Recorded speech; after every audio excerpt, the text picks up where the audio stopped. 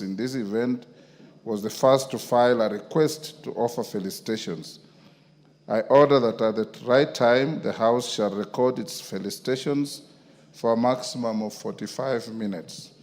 Honorable members, in the same spirit of the sports excellence, I also draw your attention to the upcoming order members at the bar. First, you've come late, and secondly, you are disorderly. Order members at the bar. The House is in session. Honorable members, in the same spirit of sports excellence, I also draw your attention to the upcoming 15th edition of the East African Community Interparliamentary Games, scheduled to take place in December 2025 in Kampala, Uganda. The annual event had been scheduled to be hosted by the Republic of Burundi. However, due to resource constraints, they have expressed their inability to do so. These games, which bring together parliamentarians and parliaments of the East African community, play an important role in promoting integration, enhancing visibility of our institutions, and strengthening people-to-people bonds across the region. I therefore urge members to step up preparations to ensure Kenya's effective participation in the Games. This will enable us to maintain the country's leading role in supporting integration and parliamentary solidarity through sports as we showcase our sports talents on the regional stage. Honorable members, as we embark on the third and final part of the session, this fourth session, let us remain committed to serving the people with diligence, integrity, and service above all. Once again, I welcome you back and look forward to a productive third part of the session. Finally, please join me in the usual way by celebrating such momentous achievements as the House by thumping your feet for the next 30 seconds.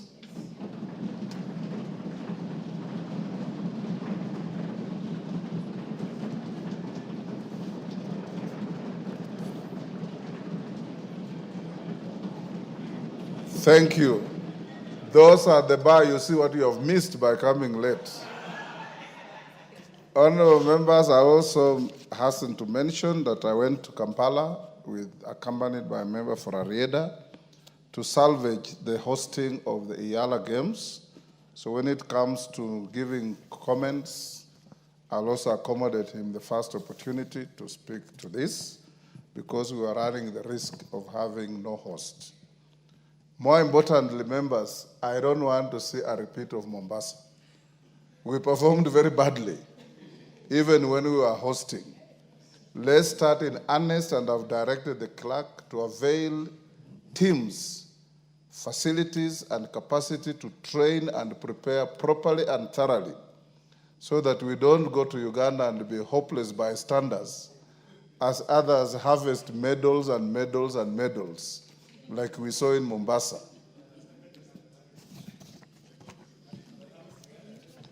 Members at the bar, please come in. Like I said, after order number 9, I'll allow us to felicitate the Team Kenya. And I notice what is missing in the communication.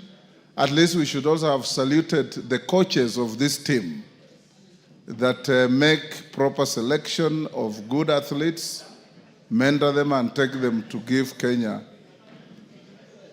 an image worth emulating. Next order.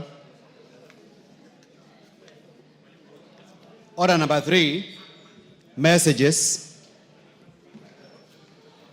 Members on their feet, take the nearest seats.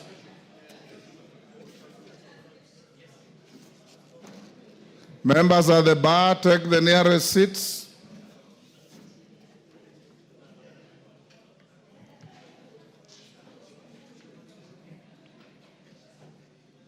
Thank you. Honorable members, I have a message from the Senate on the nomination of a co-sponsor for the Street Vendors Protection of Livelihood Bill, Senate Bill number 41, of 2023.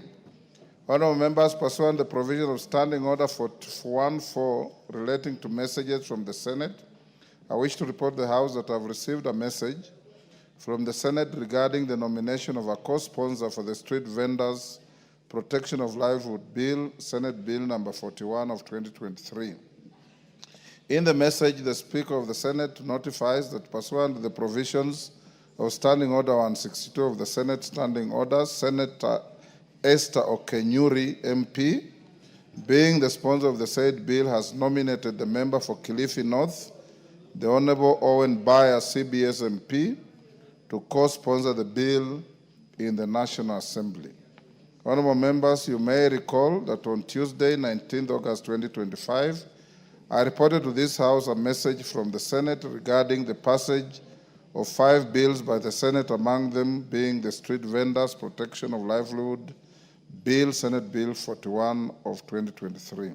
As you may have noticed in today's order paper, the bill is scheduled for first reading under order number 9. Thereafter, the bill will stand committed to the Departmental Committee on Trade, Industry and Cooperatives as earlier directed on 19th August 2025. Honorable members, pursuant to the provisions of Standing Order 1431B of the National Assembly Standing Orders, the Honorable Owen Bayer, CBS MP, will now assume the role of the co-sponsor of the bill and will be responsible for marshalling its consideration in the National Assembly. I thank you. Next. Order number 4, petitions.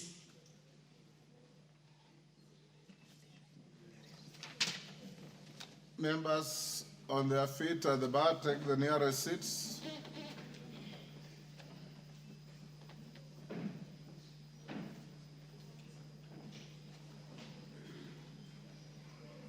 Farah, where is your nearest seat? Thank you, honorable members. Honorable members, I wish to convey a petition regarding a proposal to amend the Consumer Protection Act to provide for the induploom rule. Honorable members, Article 119 of the Constitution accords any person the right to petition Parliament to consider any matter within its authority. Further, Standing Order 2252B requires the Speaker to report to the House any petition other than those presented by a member. Honorable members, in this regard, I wish to report to the House that my office has received a petition from Mr. Allen Waiyaki Gishuhi, EBS Senior Counsel, of Wamai and Allen Advocates, calling for the House to consider amending the Consumer Protection Act, Cap 501, to codify the induploom rule. The petition avers that the purpose of the rule is to protect borrowers from exploitation, prevent endless accumulation of interest, and encourage fair lending practices. Section 44A of the Banking Act codifies the induploom rule, which provides that interest on a loan ceases to accrue once it equals the outstanding principal amount when a loan becomes non-performing. The petitioner further states that despite the existence of this law, many borrowers continue to suffer from banks, financial institutions, unscrupulous lenders, and Shylocks, charging interest and penalties beyond the principal loan amount. These practices have resulted in the violation of consumer rights under Article 46 of the Constitution and have exposed Kenyans to unfair deprivation of property. Additionally, the inconsistent judicial interpretations on the scope and timing of application of the rule, whether before or after restructuring a loan, or whether penalties count as interest, further lead to the harassment of borrowers by debt collectors even after repayment obligations have exceeded the statutory threshold. The lack of clarity and enforcement undermines public confidence in the financial sector and violates national values under Article 10, especially transparency, accountability, and social justice. Honorable members, the petitioner, therefore, prays that the National Assembly considers amending the Consumer Protection Act Cap 501 to provide for when the induplum rule takes effect, whether it applies to penalties, default charges, and other costs in addition to interest. Uniform mechanisms for debt restructuring and recovery in compliance with the rule. Redress mechanisms for borrowers who have been subjected to unlawful interest charges, including refunds or set-offs, and any other mechanisms that will secure borrowers from exploitation, enhance consumer protection, and uphold the Constitution. Honorable members, having established that the matter raised in the petition is well within the authority of this House, and further, that the matters raised in this petition are not pending before any court of law, constitutional or legal body, I hereby commit the petition to the Public Petitions Committee for consideration pursuant to Standing Order 208A. The committee is required to consider the petition and report its findings to the House and the petitioner in accordance with Standing Order 227. I thank you. Next. Yes, Omboko Milemba.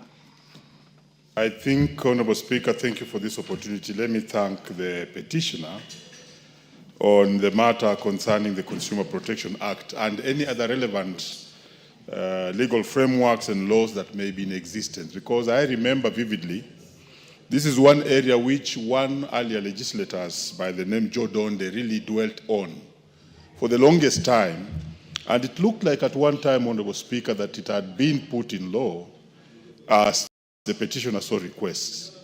But somewhat from what we see is that the banks and the other lending institutions still are very harsh on those who do borrow, and they have actually made it difficult for the local and simple people within the communities to do the borrowing. But what still are the other players who have come on board and who are not or seem not to be controlled or checked by this law. These are the many mushrooming small financing institutions that are also giving loans to many Kenyans. I think as the committee looks at this particular petition, it should consider roping in the other many lending institutions which are making it very difficult and catapulting the interest beyond what the borrowers can actually achieve. Thank you, Honorable Speaker. Zamzam. Asante sana Mheshimiwa Spika, na mimi niweze kumpongeza ambaye ameleta hiyo petition leo. Mheshimiwa Spika, tunapata wale ambao wanadai watu, Mheshimiwa Spika, ambao wanatoa hizi loan wanaenda hata zaidi. Mheshimiwa Spika, juzi nimekuwa na hawa watu wa tuktuk ambao wanafanya biashara ya tuktuk, Mheshimiwa Spika, na wametaja kuna makampuni ambayo yanatoa loan kama vile kina Mogo, kina Tala na wengine. Mheshimiwa Spika, unapata mtu ametoa jasho lake, amelipa tuktuk mpaka imebaki pengine 10,000, amedefault siku moja ama siku mbili, anakuja anapokonywa ile tuktuk inachukuliwa. Mheshimiwa Spika, Mheshimiwa Spika, kuna wengine hata mimi hapa kwa simu miaka ya nyuma, na siku hizi imebidi niangalie tu, niliwahi kuchukua nikataka kuangalia hizi loan zafanya vipi. Niliwahi kuchukua kwa Tala 2,800.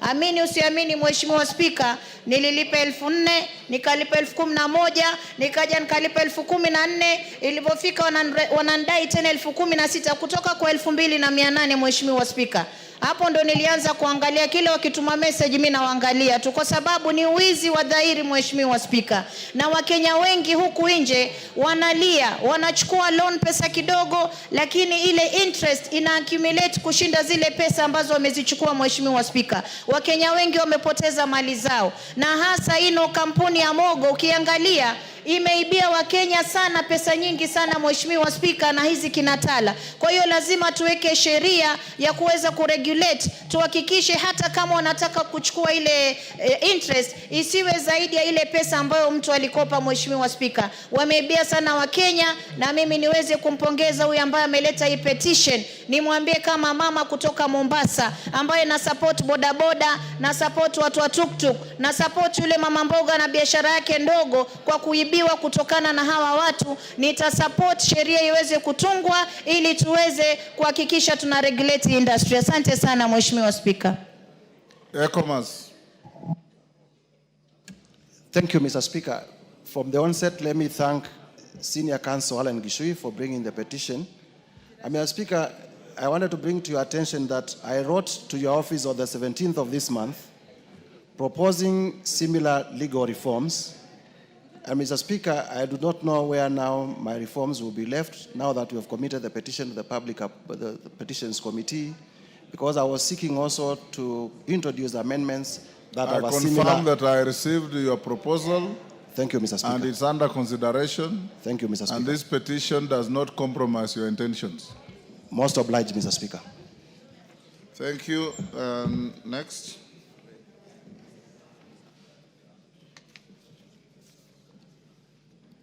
Order number 5, papers. Majority Leader. Thank you, Honorable Speaker. Honorable Speaker, it's nice to be back for the last session of the fourth session. Is it? Okay, Honorable Speaker. I beg to lay the following papers on the table of the House today, Tuesday, September 23rd, 2025. 1. Draft legal notice relating to the National Police Service Commission Recruitment and Appointment Regulations 2025 from the National Service Commission. 2. Annual County Government Budgets Implementation Review Report for the financial year 2024-2025 from the Office of the Controller of Budget. 3. Annual National Government Budget Implementation Review Report for the financial year 2024-2025 from the Office of the Controller of Budget. 4. Annual Report of the Commission on Administrative Justice for the financial year 2023-2024. 5. Annual Performance Report for the Credit Guarantee Scheme, Micro, Small and Medium Enterprises, MSMES, from the National Treasury and Economic Planning for the financial year 2024-2025. 6.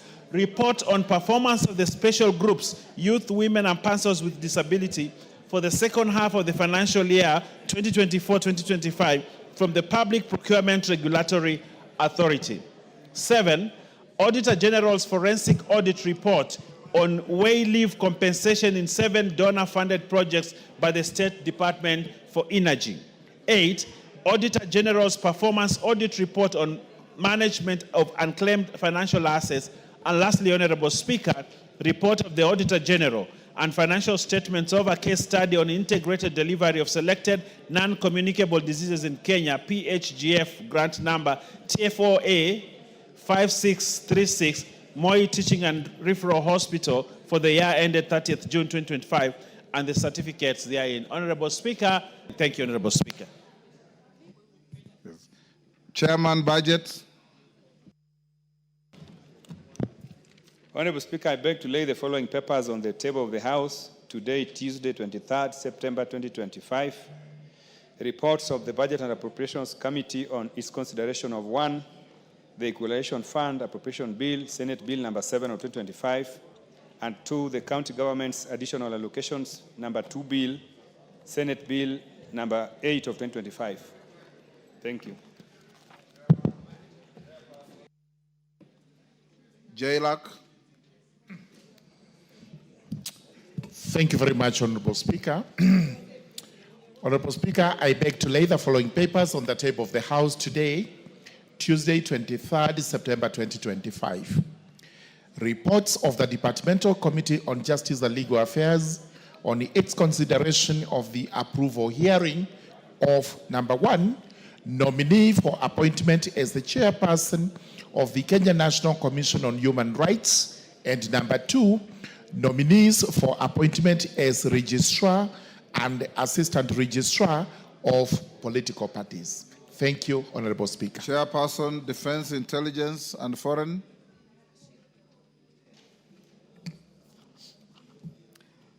Thank you, Honorable Speaker. Honorable Speaker, I beg to lay the following paper on the table of the House today, Tuesday, 23rd September 2025.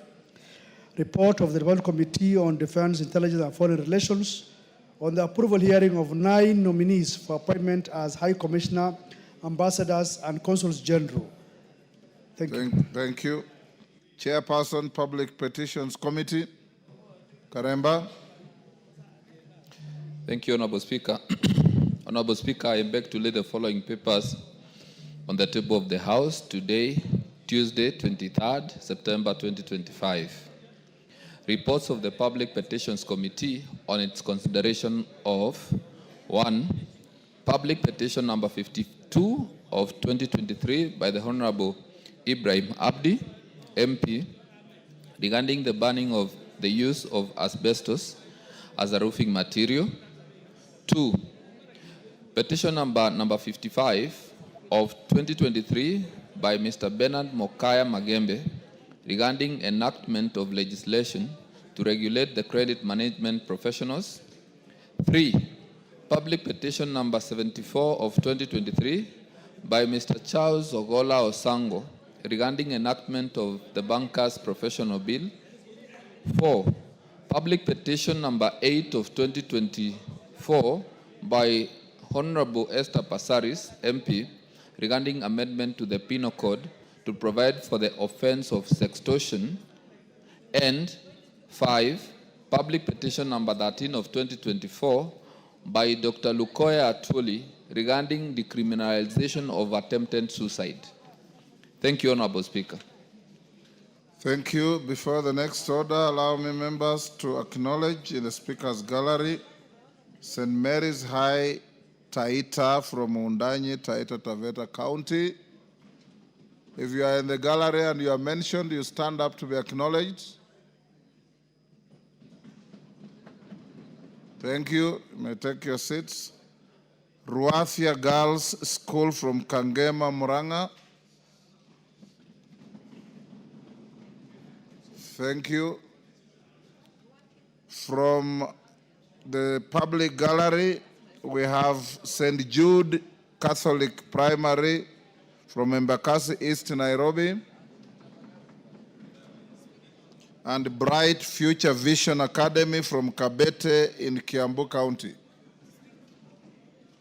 On my behalf and on behalf of the House, we welcome the students, their teachers, and those accompanying them to the House of Parliament. Yes, Wangari?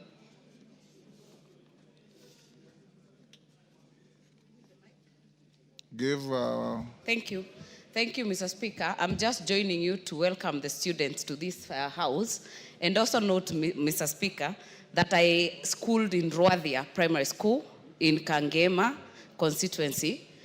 And these Ruathia girls, Mr. Speaker, my mother, Nancy Wanjira, has been the secretary there for 42 straight years. 42 straight years until 2018. So it is a school that is very close to me and to my heart, and I join in welcoming all of the others, Mr. Speaker, to the floor of this House. Thank you. Next order. Congratulations to your mother. Order number 6, notices of motion. Jane Kagiri. Honorable Speaker, I beg to give the notice of motion. Extension of the African Growth and Opportunity Act, in brackets AGOA. Aware that the African Growth and Opportunity Act, in brackets AGOA, enacted in the year 2000 was designed to enhance economic development and strengthen governance in eligible sub-Saharan African countries by granting duty-free access to the United States of America market, thereby increasing trade and investment.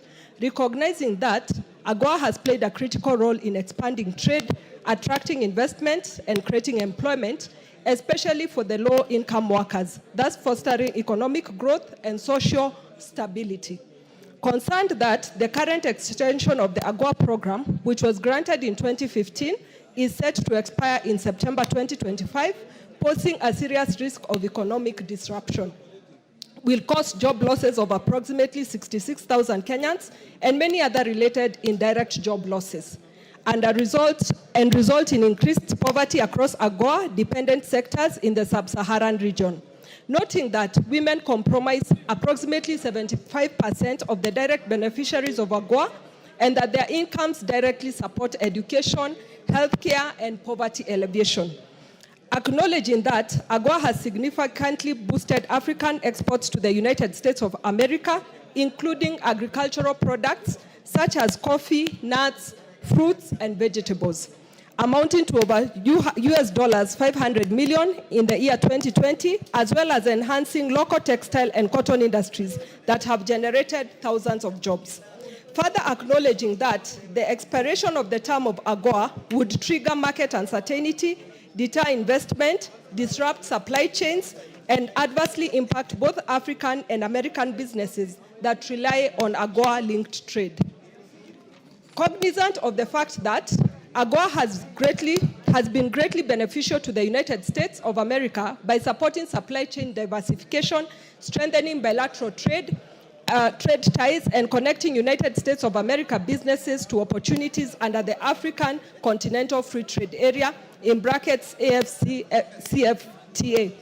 Appreciating that the continued existence of the AGOA framework would enhance the trade and investment prospects for both the United States of America and the eligible countries in Africa. Now, therefore, the House urges the government of Kenya, in collaboration with the government of the United States of America, to pursue an extension of the African Growth and Opportunity Act, in brackets AGOA, for an additional 16 years until 2041, to safeguard the economic gains, protect livelihoods, and promote long-term stability and prosperity across the African continent, and in the alternative, in the case of non-renewal, there be a transition period of 2 years to develop a trade deal that shall safeguard the businesses and job opportunities in both Kenya and the United States of America. Thank you, Honorable Speaker. Thank you, Kagiri. Chairperson Jailak Murugara. Thank you very much, Honorable Speaker. Honorable Speaker, I beg to give notice of the following motion. That taking into consideration the findings of the Departmental Committee on Justice and Legal Affairs in its report on the approval hearing of a nominee for appointment as chairperson of the Kenya National Commission on Human Rights, laid on the table of the House today, Tuesday, 23rd September 2025, and pursuant to the provisions of Article 252 of the Constitution, Section 11 of the Kenya National Commission on Human Rights Act, Chapter 71, and Sections 3 and 8 of the Public Appointments Parliamentary Approval Act, Chapter 7F, approves the appointment of Honorable Ms. Clarice Agwor Oganga as the chairperson of the Kenya National Commission on Human Rights. Also, Honorable Speaker, I beg to give notice of the following motion, that taking into consideration the findings of the Departmental Committee on Justice and Legal Affairs in its report on the approval hearings of nominees for appointment as Registrar and Assistant Registrar of Political Parties, laid on the table of the House today, Tuesday, 23rd September 2025, and pursuant to the provisions of Section 3 and 8 of the Public Appointments Parliamentary Approval Act, Chapter 7F, approves the appointment of the following. Number 1, Mr. John Cox Lotionoko as Registrar, and number 2, Ms. Agatha Wanjiku Wahome as the Assistant Registrar of Political Parties. Thank you very much, Honorable Speaker. Thank you, Sir George. Chairperson, Defense, Intelligence and Foreign Relations Committee, Bashir.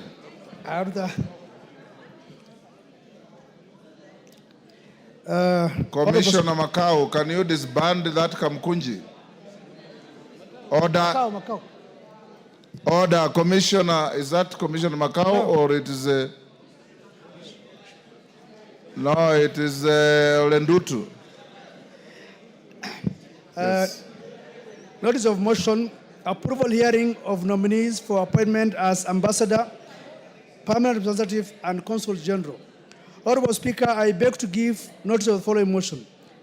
That taking into consideration the findings of the Departmental Committee on Defense, Intelligence and Foreign Relations in its report on the approval hearings of 9 nominees for appointments as High Commissioner, ambassador, and consul generals laid on the table of the House on Tuesday, 23rd September 2025, and pursuant to the provision of Article 132(2)(e) of the Constitution, Section 222 of the Foreign Service Act (CAP) 185(e), and Section 3 and 8 of the Public Appointments Parliamentary Approval Act (CAP) 7F. This House approves the appointment of the following persons as High Commissioner, ambassadors, and consul generals.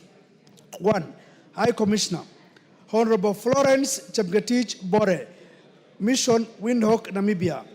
Ambassadors, Ambassador Anthony Mwaniki Muchiri, Ankara, Turkey. Ambassador Lucy Kiruthi, Bangkok, Thailand. Mr. Henry Wambuma, Bujumbura, Burundi. Mr. Abdirashid Salad Abdille, Jakarta, Indonesia. Ambassador Joseph Musyoka Masila, Riyadh, Saudi Arabia. Ambassador Edwin Afande, Vienna, Austria. Consuls Generals, Mrs. Jane Chepkorir Toretich, Dubai, United Arab Emirates, and Mrs. Judy Kiaria Nkumiri, Goma, Democratic Republic of Congo. Thank you, Honorable Speaker.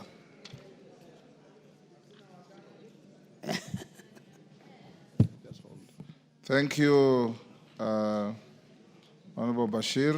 Clerk, skip Order 7 for now. Call out Orders 8, 9, 10, 11, and 12.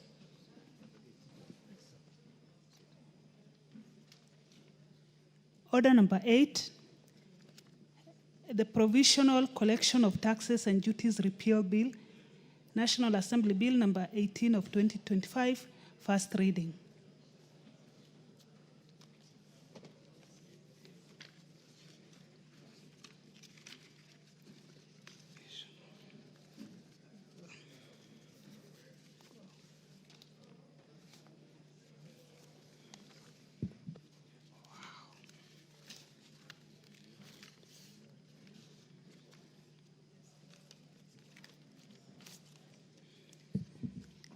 A bill for an act of parliament to repeal the Provisional Collection of Taxes and Duties Act and for connected purposes.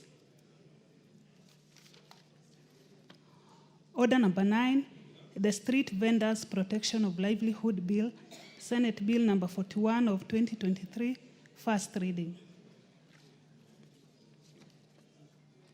A bill for an act of parliament to provide a legal framework for the recognition, protection, and regulation of street vending in Kenya, the identification of minimum standards for street vending and for connected purposes. Order number 10, the Local Content Bill, Senate Bill number 50 of 2023, first reading. A bill for an act of parliament to provide for a framework to facilitate the local ownership, control, and financing of activities connected with the exploitation of gas, oil, other petroleum resources, and mineral resources, to provide a framework to increase local value capture along the value chain in the exploration of gas, oil, and other petroleum resources and minerals, and for connected purposes. Order number 11, the Early Childhood Education Amendment Bill, Senate Bill number 54 of 2023, first reading.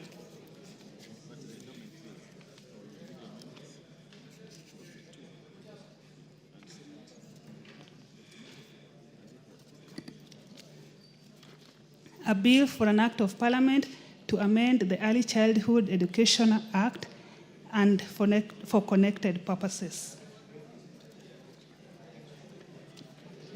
Order number 12, the Creative Economy Support Bill, Senate Bill number 30 of 2024, first reading. A bill for an act of parliament to establish mechanisms for the support of persons in the creative industry to enhance the contribution of creative industry to the economy, to establish the Creatives Fund, and for connected purposes. Thank you. All the honorable members will now go back to the issue of our illustrious athletes and the hosting of AJAABU Games in December. On AJAABU Games, I'll only give one person to comment. Honorable Otienda Molo, you have the floor. Thank you, Mr. Speaker. Mr. Speaker, allow me to congratulate our athletes who performed very well in Tokyo. It demonstrates that as a country, we remain an athletics powerhouse, and other pretenders to the throne should take note. On AJAABU, Mr. Speaker, I wish to inform the members that I was privileged to accompany the Speaker to Uganda. As already advised, the Republic of Burundi was to be our next host but could not host for other reasons. But next in that rotation should have been the East African Legislative Assembly, who also were unable to host again for reasons that can be discussed later. The Republic of Uganda was then to host after that, and therefore it took the persuasion of our Speaker and other speakers who were present to persuade the Republic of Uganda to bring forth their hosting essentially by 2 years. And they graciously accepted, confirming that they'll be able to host the games between 5th and 17th of December, and left the details of the exact place for hosting to the Central Planning Committee that should be meeting anytime soon. The Central Planning Committee will then communicate the schedules and the exact venues. Mr. Speaker, I wish to urge our own Bunge Sports Executive Committee to plan in haste. First of all, to plan in haste in terms of securing hotels and appropriate transport mechanisms and advise members in advance. Secondly, to plan in haste in terms of securing appropriate uniforms of the right sizes to members. Over the years, although this has improved in the last 3, 2, and the last 1 year, there's still room for improvement. Some members still are not able to get the right uniforms that they required. I also urge the committee and the leadership of the two houses to allow members prepare for these games appropriately, to prepare by allowing and arranging friendlies, to prepare by allowing and arranging the respective disciplines, to at least have some camp for training before the games. Mr. Speaker, we did badly in Mombasa, but it must also be understood that we only traveled with 1 day to spare. Many of the other teams had camped in Mombasa for at least 1 week, which we were not privileged to have. We hope that now that we are going to our neighboring country, we will be allowed to at least camp. We will be allowed to bring supporters, which we have not usually brought, even if those supporters are in the name of our own staff members, and that we will be able to prepare for these games appropriately. Mr. Speaker, I am confident that the 8 or 9 disciplines that will be participating, we will do much better than we did in Mombasa. And on behalf of the soccer team, I can assure you and assure this House that we are practicing in earnest, and we look forward to all the support that we can get from the leadership. Thank you, Mr. Speaker. Thank you, Honorable Amolo. The JPC to the games, which you are a member with Kawaya and somebody else, must take this very seriously. In Mombasa, you recall I went to watch the volleyball game against Rwanda or Burundi. You didn't even have a substitute player. Not even one substitute player. And we were not very comfortable. You saw our football, how Tanzania sent rings around us, and so on and so forth. Please prepare in earnest. The clerk is directed, like I said, to enable the teams to prepare properly and thoroughly. You must be physically fit to play football, Honorable Mboko Milemba. Now I'll give, who is the chairman of sports?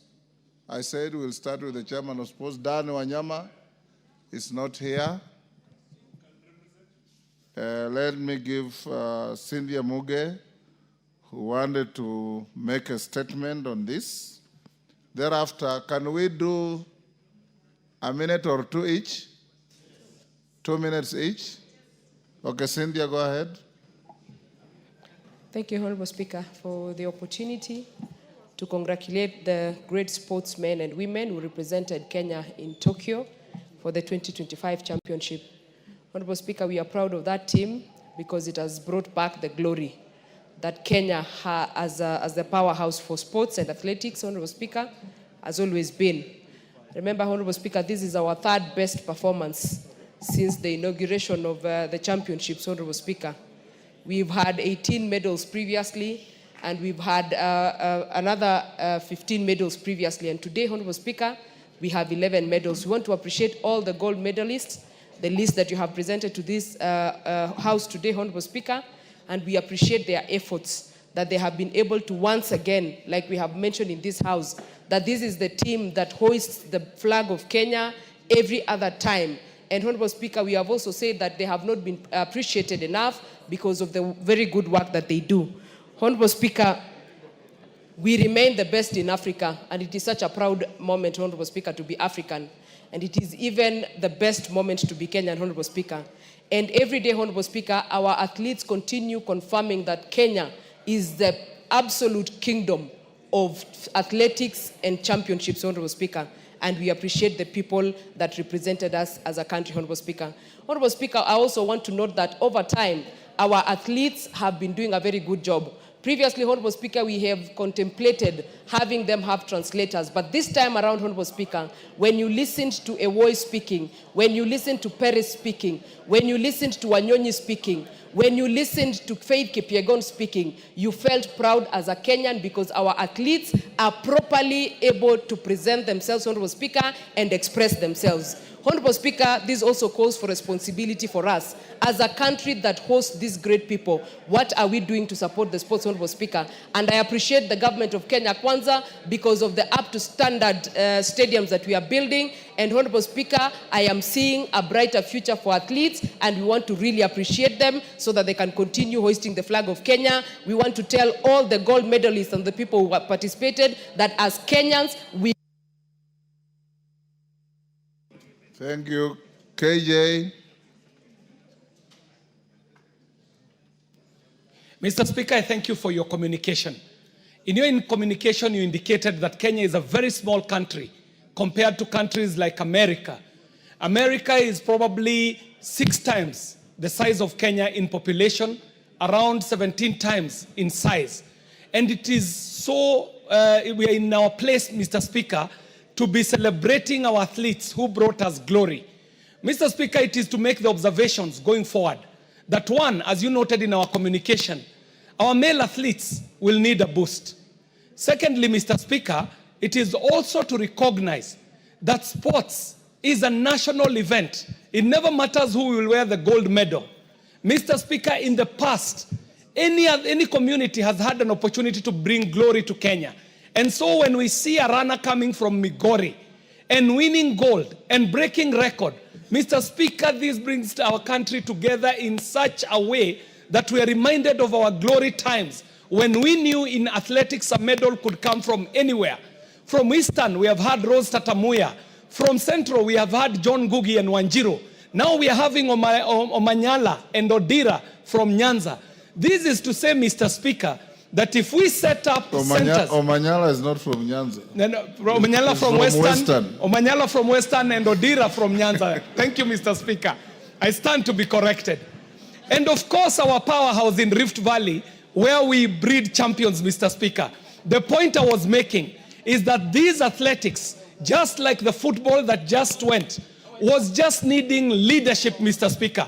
And when we offered leadership, we start winning again, and it is to congratulate Kenya, to congratulate the athletes, and for bringing Kenya back to winning ways on the international platform. I thank you very much, Mr. Speaker. Bensouda.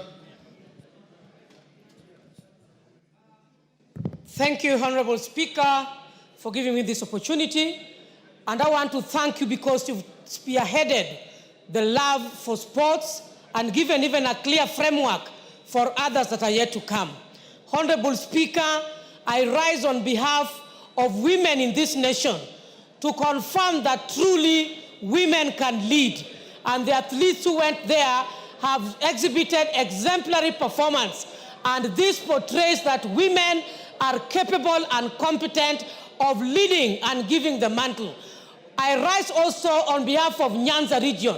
We have a movement of the Luos in this country called, in vernacular, allow me to quote, Segand Nyinam, the story of the daughters of the lake. Lillian Odira happens to come from Migori County. And Honorable Speaker, we are celebrating as Nyinam, the daughters of the lake. And I want to ask you, Mr. Speaker, that as the athletes will be invited for dinner, I want you also to organize a special dinner for the Speaker and invite all women in this House to join you with those women who has led this country. Thank you, Honorable Speaker. I congratulate them. Thank you. Is that Kimayo? Or Cherorot? Cherorot? Thank you, Mr. Speaker, for giving me this opportunity to also participate and congratulate our athletes who managed to do us proud in Tokyo. I want to say, Mr. Speaker, this country is actually powerhouse because of the sports or athletics, Mr. Speaker. Mr. Speaker, I want to talk about Patrice Chebet. I mention her because she comes from my constituency, Mr. Speaker, and Patrice started, actually, there's a camp we started in 2006, and she has really proved to be one of the heroines who can be able to represent this country. I want to say, Mr. Speaker, that this country, we rely on athletes who are actually using only food without using enhancement substances, Mr. Speaker. And I want to encourage, Mr. Speaker, that our athletes should always be able to practice without doping, Mr. Speaker. I want to say also that the coaches are there, Mr. Speaker. They are unseen team who are actually managing to train and also teamwork in this country. I want to say we are proud of our athletes and congratulations to this country and also those who represented us abroad. Thank you, Mr. Speaker. Thank you. Yes, Mwalio. Mwalio, you normally sit somewhere else. Yeah, nimeama. Thank you, Mr. Speaker, for this opportunity. I want to take this opportunity to congratulate our athletics for the best performance and the proud they have given us in this country, because we are rated one of the best in this continent. We would like to say that even we will do better in the future, given the sports academies that are being built in many of our constituencies, because we will take our students there to practice, and even the young people that have finished schools that they have nothing to do, will be able to take them there and be able to practice, to be able to excel in the sports. So we congratulate them and we say, well done, our Kenyan team. Thank you, Mr. Speaker. Thank you, Mwalio. Haika. Thank you, Mr. Speaker, and thank you for this opportunity. I also want to join my colleagues in congratulating Team Kenya, which was on Tokyo, for a very good performance that really united the country. Recently, we had football and also brought the country together. And Mr. Speaker, I also want to congratulate the government for the good work that is doing for the sportsmen and women in this country. the many stadia that are being built and sports academy, I know they will come a long way in supporting talent in this country. And Mr. Speaker, this has not just come. I know there was a lot of hard work, focus and discipline. And therefore, I also want to urge the students who are here to work hard. And also want to congratulate our school from Taita Taveta St. Mary's. Welcome to Bunge. We are honored to have you here. Thank you very much, Mr. Speaker, and thank you for the opportunity. Kibagendi. Thank you, Honorable Speaker. I also want to take this opportunity to appreciate and congratulate our team that represented Kenya in the Tokyo World Championships. It is indeed a demonstration that the Kenyans' resilience and determination is something the rest of the world should emulate. We would like to call upon government and those involved in the sports, in athletics, to give a bit of attention this time to men. You realize that the men this time didn't perform very well, but we appreciate the effort they put, and we congratulate our team for the wonderful job that they've done. Thank you, Honorable Speaker. Yes, Deputy Speaker. Thank you, Honorable Speaker, for the opportunity to be able to commend our athletes. As a lover of athletics and also as the race promoter of the Eldoret City Marathon, I really was delighted to see the performance of our athletes. And as parliamentarians, I'd like to urge us to continue to work on the nurturing part. We have worked on our stadiums. Our stadiums now are world accredited, which means that we can actually be bidding as Kenya to host the next World Championships. Last time we missed the hosting the championships because we did not have the stadiums up to standard. But now we do, thanks to the CHAN football tournaments that were here. We also want to request that the Ministry of Sports puts more effort not only on celebrating the athletes once they have made history, but to also nurture them. We have several athletes, most of them in Uasin Gishu County, Nandi County, and Elgeyo Marakwet County, where the challenge that they have is that they are living in dilapidated camps. The camps are privately owned, and most of them sometimes don't have food and clothes and so on. So one of the things we must emphasize is nurturing them before they make the news. Thank you, Honorable Speaker, and I urge all the members to support us on this. Thank you. Okwome. Okwome. Thank you, Mr. Speaker, for giving me a chance to air my opinion on what happened in Japan. Mr. Speaker, it was a wonderful job.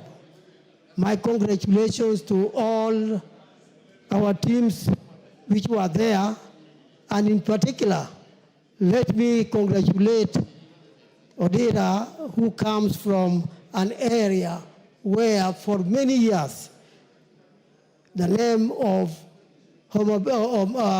Migori had never been heard in athletics. This is a wonderful thing, and I think it is important I say something to congratulate him, and even to congratulate those who are not concerned, like the Migori people, together with our region. I urge them to do even better so that we can come up and compete nationally and internationally, in order that Kenya can also benefit from us in terms of athletics. Thank you, Mr. Speaker. Carrido. Thank you, Mr. Speaker, for giving me this opportunity. I also take this chance to applaud and congratulate our athletes who are in Tokyo. Mr. Speaker, they did us proud. I was very happy, as many other Kenyans were, when our flag was raised high against other even bigger economies and stronger countries in the world. They really made us proud. I really congratulate them. Mr. Speaker, this year has been a year of blessings to us as a country in terms of sports. Remember even the way our Harambee Stars did us wonders in this country. It shows that our teams and the players, given an opportunity, promoted and supported, can do wonders in this world. Mr. Speaker, we encourage our young people to continue taking part in sports. Remembering that sports is only not a sport these days, it's also a profession that pays well. We encourage our young people to continue participating and giving it the best so that this country can also grow. Thank you, Mr. Speaker. Mama Busia. Thank you, Mr. Speaker. I want to actually applaud our Team Kenya for flying our flag so high and making every Kenyan realize that actually we do not have boundaries when it comes to such activities. Kenya is one, whether it is whatever tribe that is participating in any sport, any event, all Kenyans, the way they get glued on the screen and praise and scream and just wish that we take it, is what we should be doing even in progressing our own world, our own country. I want to also appreciate the President for supporting, motivating these young people. That's all they need from us. We must keep supporting them, their welfare, everything that they need must be given to them on time so that they don't go down, but we add numbers. We need all the counties also to participate in the Olympics, all other games in the world. Thank you, Mr. Speaker. Kingara. Honorable Kingara. Mr. Speaker, sir, for giving this opportunity to congratulate Kenyans who did very well there in Japan and elsewhere. Mr. Speaker, it has been noted that when athletes are motivated, they do their work well. I don't know whether, Mr. Speaker, we have an ample budget in our national budget which facilitates our athletes or sportsmen and women when they're out there. You noted, Mr. Speaker, when Kenyans doing football here were added, they did well. But the question is, do we have a consistent budget which can facilitate them consistently so that we can do well consistently too? Mr. Speaker, Mr. Speaker, even Parliament should honor this appreciation by also coming up strong and even giving a room or a garden, Mr. Speaker. Mr. Speaker, remember when I stood here talking matters sports, I requested whether even Parliament can have good facilities, including a field, where we can be doing our own sports affairs, noting that even the private sectors have the same. Mr. Speaker, this is not a big deal. Let's work and have good facilities even for our own self. Finally, Mr. Speaker, the parliamentary games, we are not consistent. I stand and say, in athletics, we are not consistent. We need to start early, as you directed, but also be guided, especially on which facilities to use. As I stand here, we have not been committed to a serious grounds of doing our, and you know we are old, doing our we are. Thank you. Wangare says you are old alone. It's not collective. Give him 30 seconds. Yes. A second. The point I wanted to make, we have very young parliamentarians here, Mr. Speaker, whom I don't find out there. That's the age coming. That's why the age is coming in. Let's have our own young parliamentarians out there competing with the rest of the East African community. Thank you. Oundo. Thank you, Honorable Speaker. On behalf of the people of Funyula constituency, allow me to congratulate and sincerely thank the athletes that brought honor and fame to the people of Kenya. It was always refreshing to watch. It was captivating to watch whenever I had time to watch. And indeed, it showed that there's another face of Kenya than what is beamed in some other international media all over the world. Honorable Speaker, we continuously urge the Athletics Authority and the sports fraternity to continuously invest in male sports. We seem to start to lag behind in the male sports in athletics, which is not a good sign at all.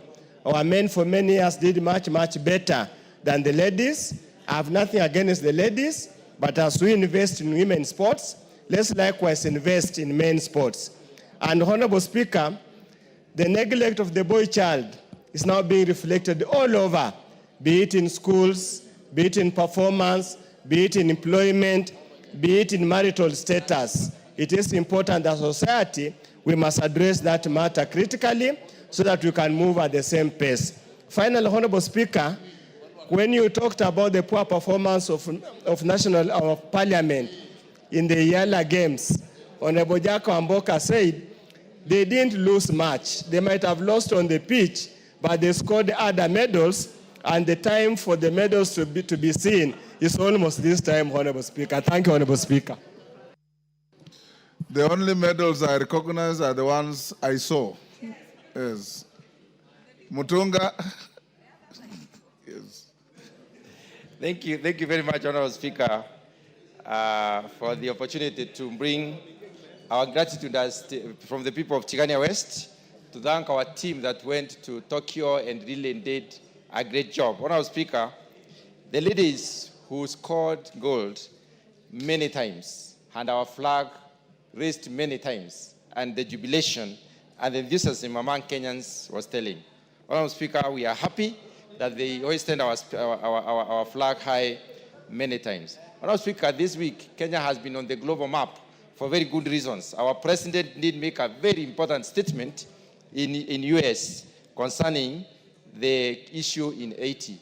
And that statement, Honorable Speaker, also tells the world that Kenya is not asleep. Kenya is participating, is on the front line, not only in sports, but in many issues. Honorable Speaker, the discovery that incentive drives commitment, in as far as our team was concerned during CHAN, was very encouraging.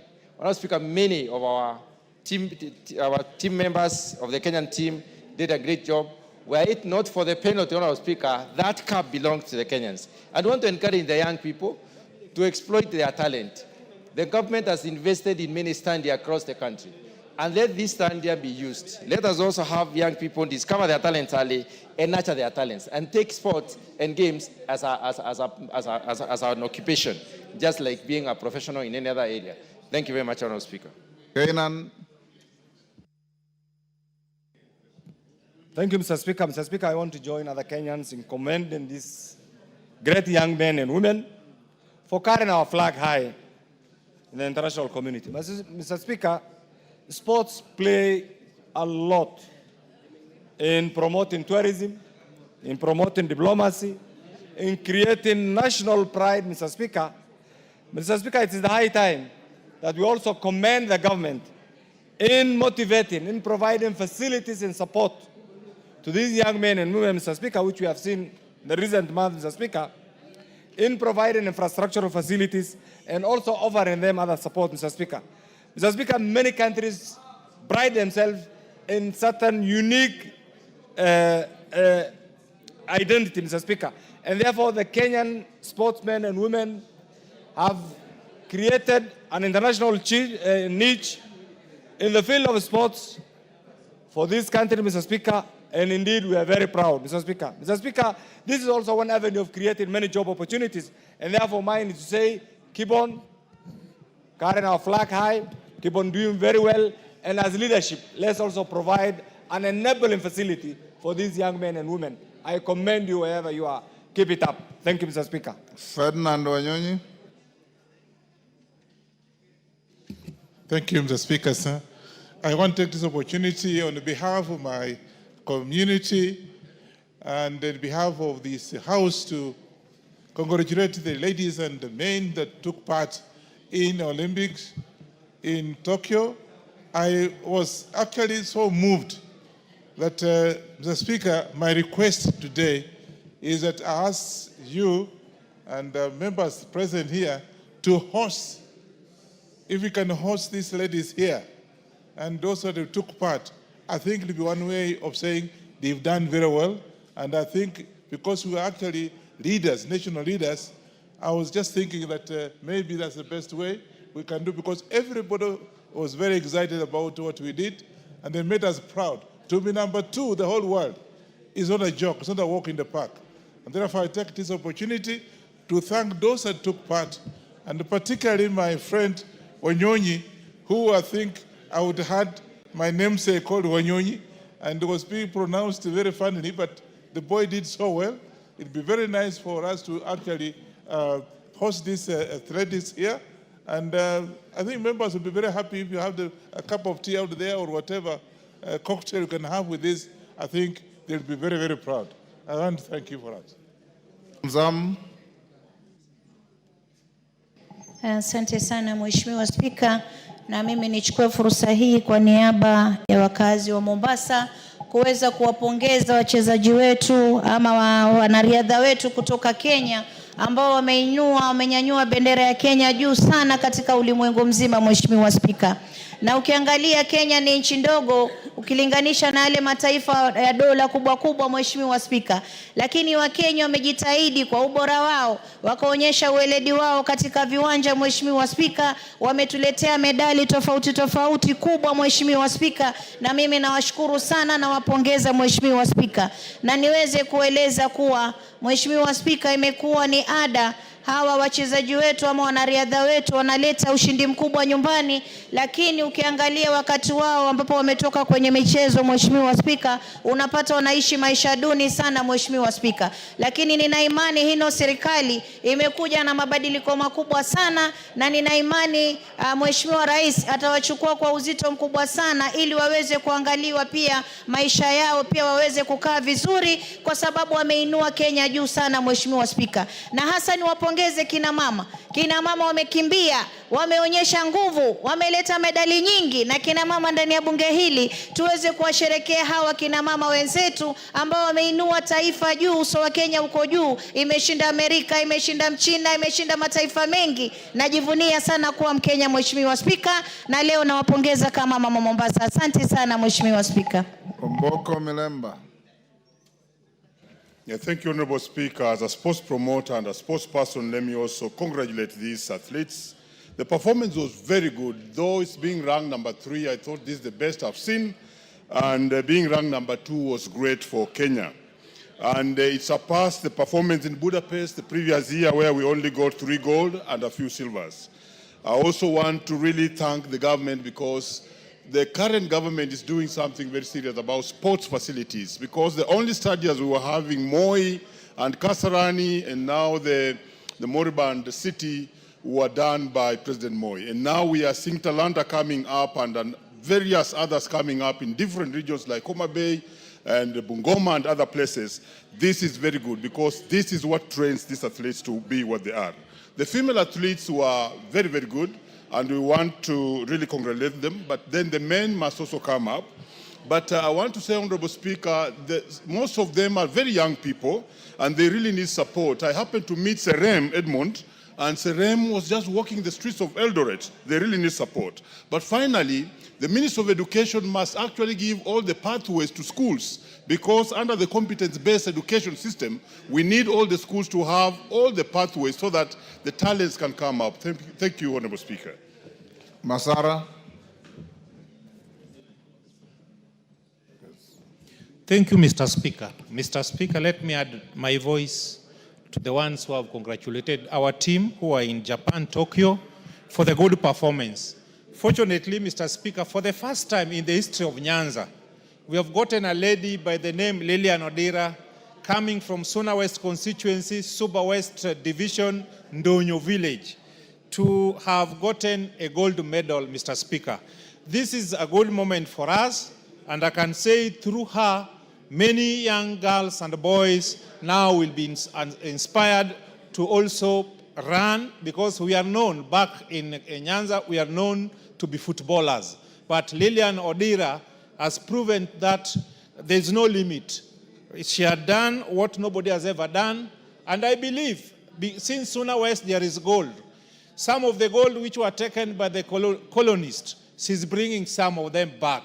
I want to encourage young people that they should not be limited to anything. They can try their potential and do the impossible. Once again, I want to congratulate all athletes who participated in Japan, but especially give Lilian Odira congratulations on behalf of the people of Suna West and Kenya at large. Thank you, Mr. Speaker. Harold Kipchumba.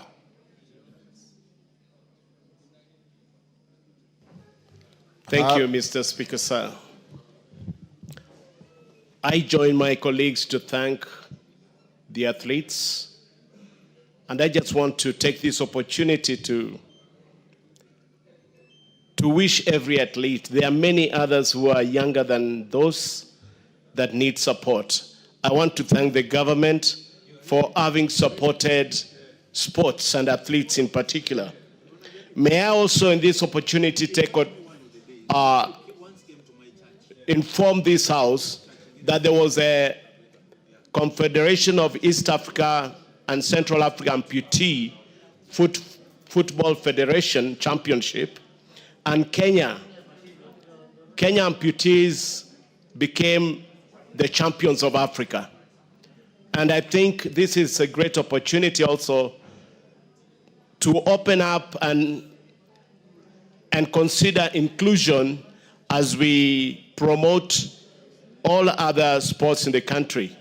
And this particular time, I can say it is a time that the broad-based or the thinking that every Kenyan can play a role. It was great to see a Luo girl, to see a Kisii girl, to see a Luya boy, to see a Kalenjin boy. I mean, it brings all of us together. And it is my wish that soon we have an Abdi running from Mandera. And we promote every other community in Kenya. Last, Mr. Speaker, sir, may I, on behalf of persons with disabilities, appeal also that the government put more efforts and resources in supporting them. There's a team that's supposed to be going. Him a minute. There's a team that's supposed to be going to Nigeria for African Cup of Nations for badmintons.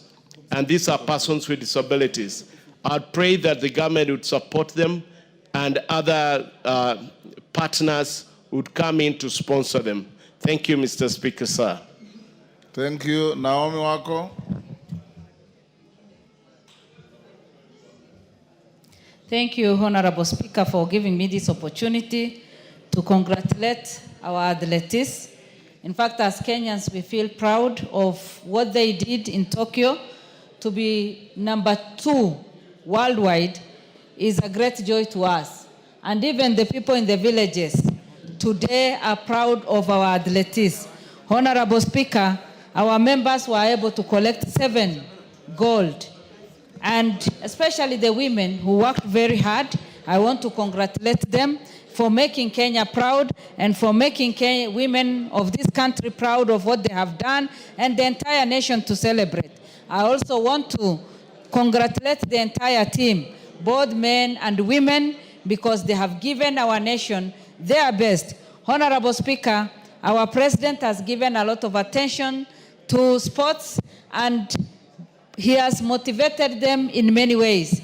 Mine is just to say that as leaders, we also need to congratulate and also motivate our members so that they perform well.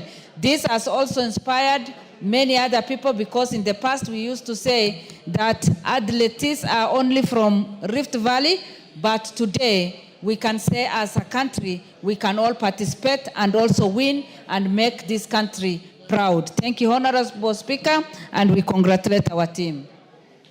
Thank you. Owen Bayer. Thank you, Honorable Speaker. Honorable Speaker, I want to join fellow members in congratulating our athletes, Honorable Speaker, and say that an investment in sports is actually an investment in the pride of the nation. We stand tall as a nation and as a country today celebrating the great feat of our great athletes and our sports people. Honorable Speaker, probably this great feat that happened in Japan is because stems from what we did in the football in Chan. The success in Chan actually propelled our athletes to even want to do better. And I believe, Honorable Speaker, as we go forward as a nation, with the motivation and with the whole country united and rallying for success in the sports fields, Honorable Speaker, we are going to not only succeed on the sports field, but will remain as a country that is united, as a country that is focused, and as a country that is looking for success in every field, Honorable Speaker. And I want to pay great accolades, Honorable Speaker, to this government and to the President for standing by athletes in this country. We have seen him, even before this team, we have seen him bring athletes to State House and giving them, some motivation, Honorable Speaker. We saw him motivating the football team, and I also know when he comes back, Honorable Speaker, he'll motivate this team and many other teams that the country comes in, Honorable Speaker. Probably, Honorable Speaker, you need to borrow from the President. The way he did to our team, national team, probably that's what we need to do to the Bunge FC team, so that, Honorable Speaker, they'll be able to do better. I don't want to go to Uganda and come back without a medal, but you can actually engineer success by actually doing President Ruto thing in the House, and we will bring all the trophies, Honorable Speaker, to this House. I thank you, Honorable Speaker. We'll support winners, not joy riders. Thank you, Owen. Mawade?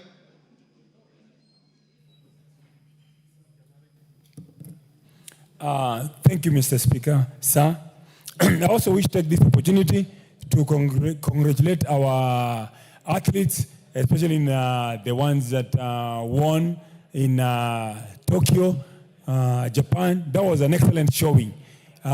We became the world beaters this time around in athletics. Also, we wish to, on the same weekend, we also won in Berlin, the 2 marathons for both the men and the women. So we also want to congratulate them. I will also take this opportunity to congratulate our football team for the CHAN, for their great performance this time around. And we just missed getting to the finals just by a whiskers, and I know we'll do better in the future. The local playing teams, the teams that play in the local league, performed very, very well. The players that play in the local teams fared very, very well. In the same tone, I also wish to bring up the issue of our sports here at Bunge. There is need to better equipped and continue to support our athletics team and Bunge FC. We fared very well in the past, but this time around we did not fare very well, and the reason is because of lack of preparation. In order to perform better, you must have camps a few weeks before the actual game. Also, you need to arrive at site on time. The Ugandans were here 7 days before the game started. We also need the same thing to arrive where we are going this time around to Uganda on time and have enough sufficient friendly. We used to travel in the past. We've gone to Turkey. Honorable members, I think we'll... yes, Lillian Sioi. I wanted to close here. Okay, Sioi. Where?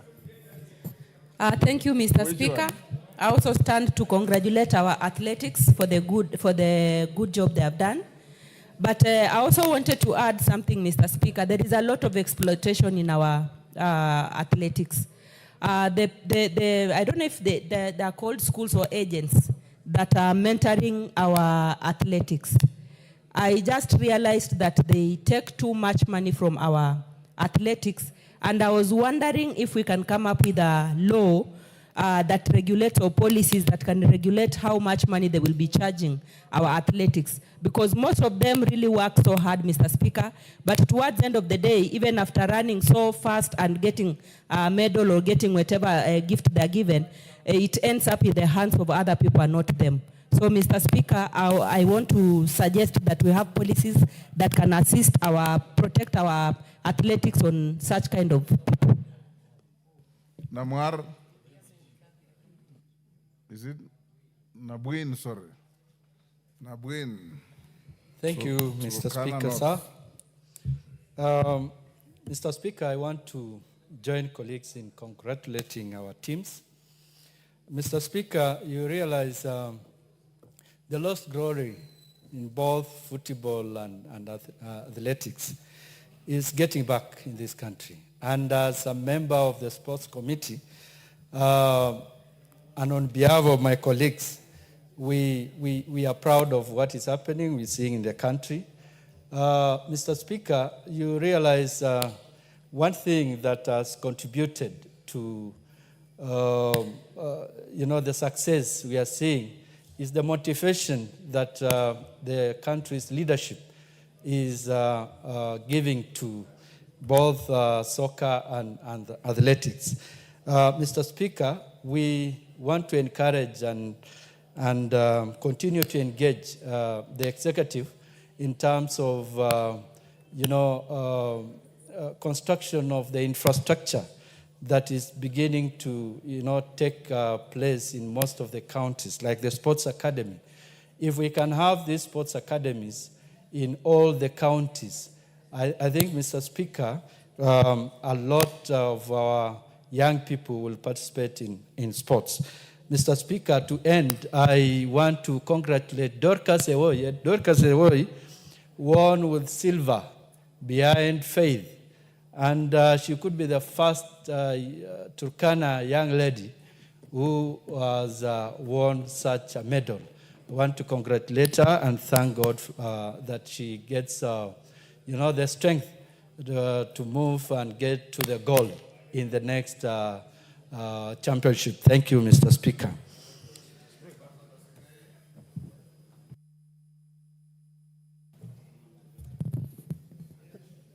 Thank you, Mr. Speaker, sir. I want also to join my colleagues to pay tribute to our gallant Kenyans who gave this country something which has never been done. Mr. Speaker, 11 medals and getting the number 2 to the United States of America, Mr. Speaker, was no mean achievement. Mr. Speaker, I would like to thank the President particularly for motivating our sports women and men in this country by giving them some motivational awards. We would like to thank him and ask him to continue supporting these sports. Number 2, Mr. Speaker, I would like to support my colleagues by recommending that we have all these sports academies in all the counties in the country. Mr. Speaker, if we have the academies in the country, in all the counties, I'm very sure we can best get the best. And Mr. Speaker, also diversify in these sports so that we can now go to 100 meters, 400 meters, and other sports in this country. Mr. Speaker, I want to say thank you and welcome our Kenyans who have gone to Tokyo and conquered. We are proud of you. Thank you.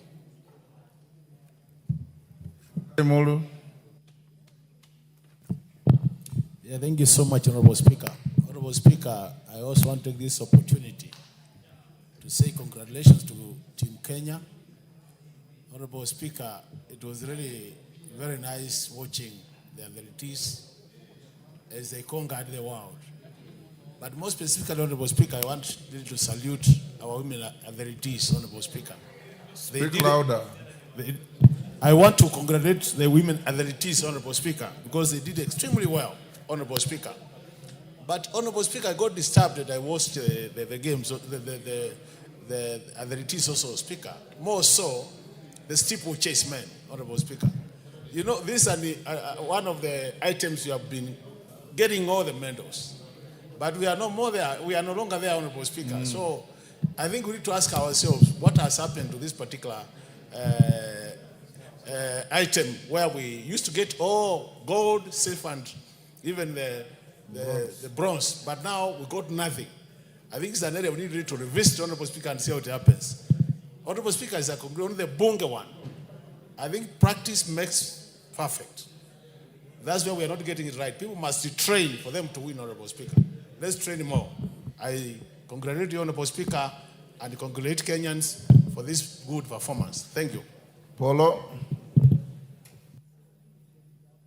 Thank you, Mr. Speaker, for giving me this opportunity. And at the onset, let me join my colleagues in congratulating The team that went to Japan, tell them kudos because they did a good job. And I take note that our country is well known all over the world because of the sporting activities. I would like to encourage all communities to involve their people because, Mr. Speaker, I was really very happy this time round that the players or the participants who were there were coming from all many tribes. At least for the first time, you could see there's a Turkana, there's a Luo, there's a Kalenjin, and that is good. It at least brings Kenya or unites us so that we are one. So thank you so much. And as us in Bunge here, Mr. Speaker, I would like to encourage the Bunge to at least put more emphasis on these issues of sporting so that when we go and compete elsewhere or with other countries, at least we bring more trophies. We noticed while we were in Mombasa that we were not, or our players were not fit enough, meaning that there is no provision or there is no time for training. While other countries could actually take a whole week earlier to come and actually train, to familiarize themselves with the fields. So I feel that we need to take we need to give more seriousness to these to sports. Thank you so much, and I congratulate all the teams. Thank you. Honorable members, the time I allocated is up. We'll end here. I will. Pasaris, you came and solicited to be given a minute to speak. Go ahead. Thank you, Honorable Speaker, for giving me this opportunity to stand as a proud Kenyan leader congratulating our team for the good work that they did. Coming number 2 in the world, Kenya is on the map. It's on everybody's lips. Everybody goes to athletic events all over the world to see Kenya win. We are the measure of success when it comes to athletics. And I believe that we need to stand and thank our government because our government has been rewarding footballers, taking sports really seriously, and that's really good. Mr. Speaker, I want to talk about sextortion. Sextortion was a bill that I brought, and I have to bring it in again because it did not go through in its first session. There's an article today in the People magazine about sex for sports, sex for positions, exploitation of our players by coaches. I think the government needs to really investigate to make sure that our sportsmen and women, especially the young and the old, are not exploited by their coaches and are not having to exchange sexual favors to be able to make the team. That article was damning, and I believe we don't want to taint the name of athletics in Kenya, and any of our teams should not be in a position where they are extorted, and the terminology of sextortion should actually be becoming something that everybody thinks about. I congratulate the team, and I say that as a government we're going to investigate because no one should have to exchange their bodies to make the team in Kenya, and if that is happening, we need to deal with it. But I want to say congratulations, and as a country, we are proud of all of you. Thank you. Thank you. Ngalechei, 1 minute. After you, Lisa Chilule, 1 minute. And Karani, is that Karani? Kirima, 1 minute. 1 minute each. Thank you, Mr. Speaker, for giving me this opportunity. And as you well know, Elgeyo Marakwet is the home of champions. Every athlete in Kenya is either born in Elgeyo Marakwet or training in Elgeyo Marakwet County. Otherwise, if you are not born there or training there, you have no chance of winning any medal. Mr. Speaker, I want to give special tribute to the girls who gave us the 6 gold medals out of 7 gold medals.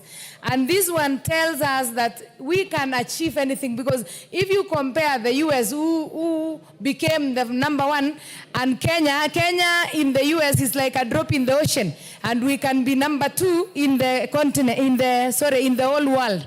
Mr. Speaker, they did a superb job, and I want to congratulate them and also encourage those who are not able to win the medals that they have chances to, and they have equal opportunities. And for the male participants, we need to...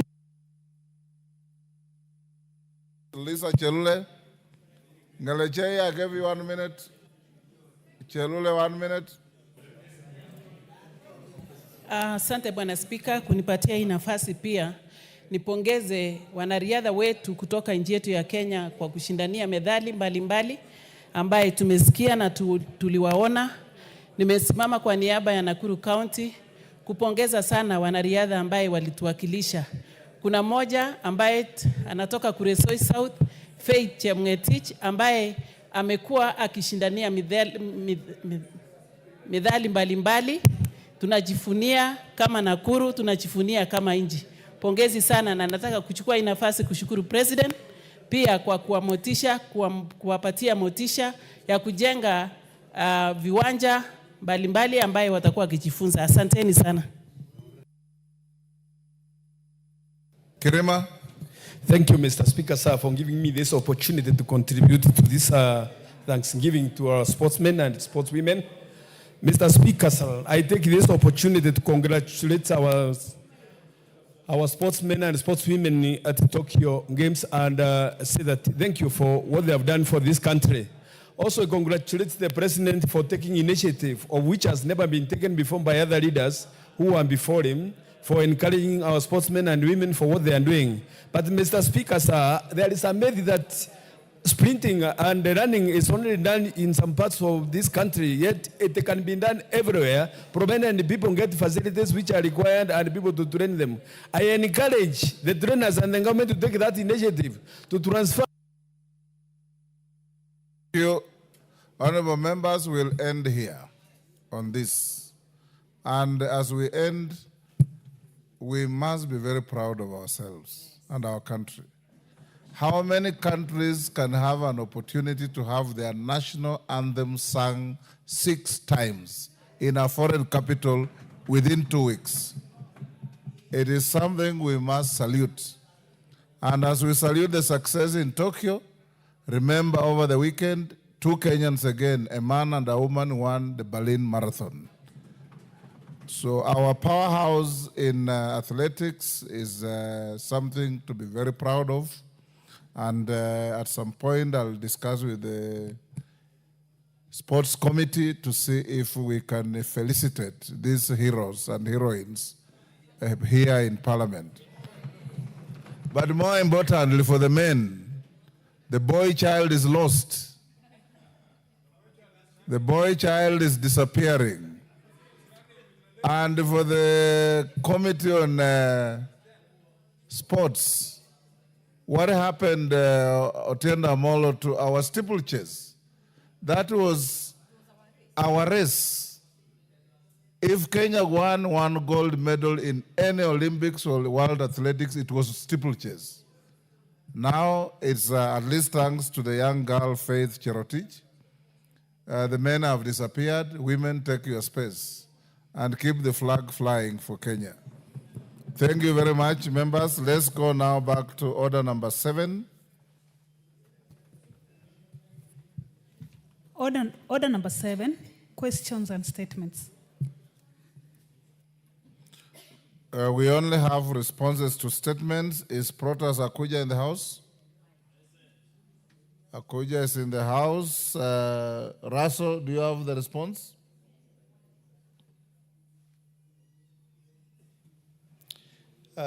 Thank you very much, Honorable Speaker. Yes, I do have the response. Go ahead. Honorable Speaker, the Member of Parliament for Turkana South Constituency, Honorable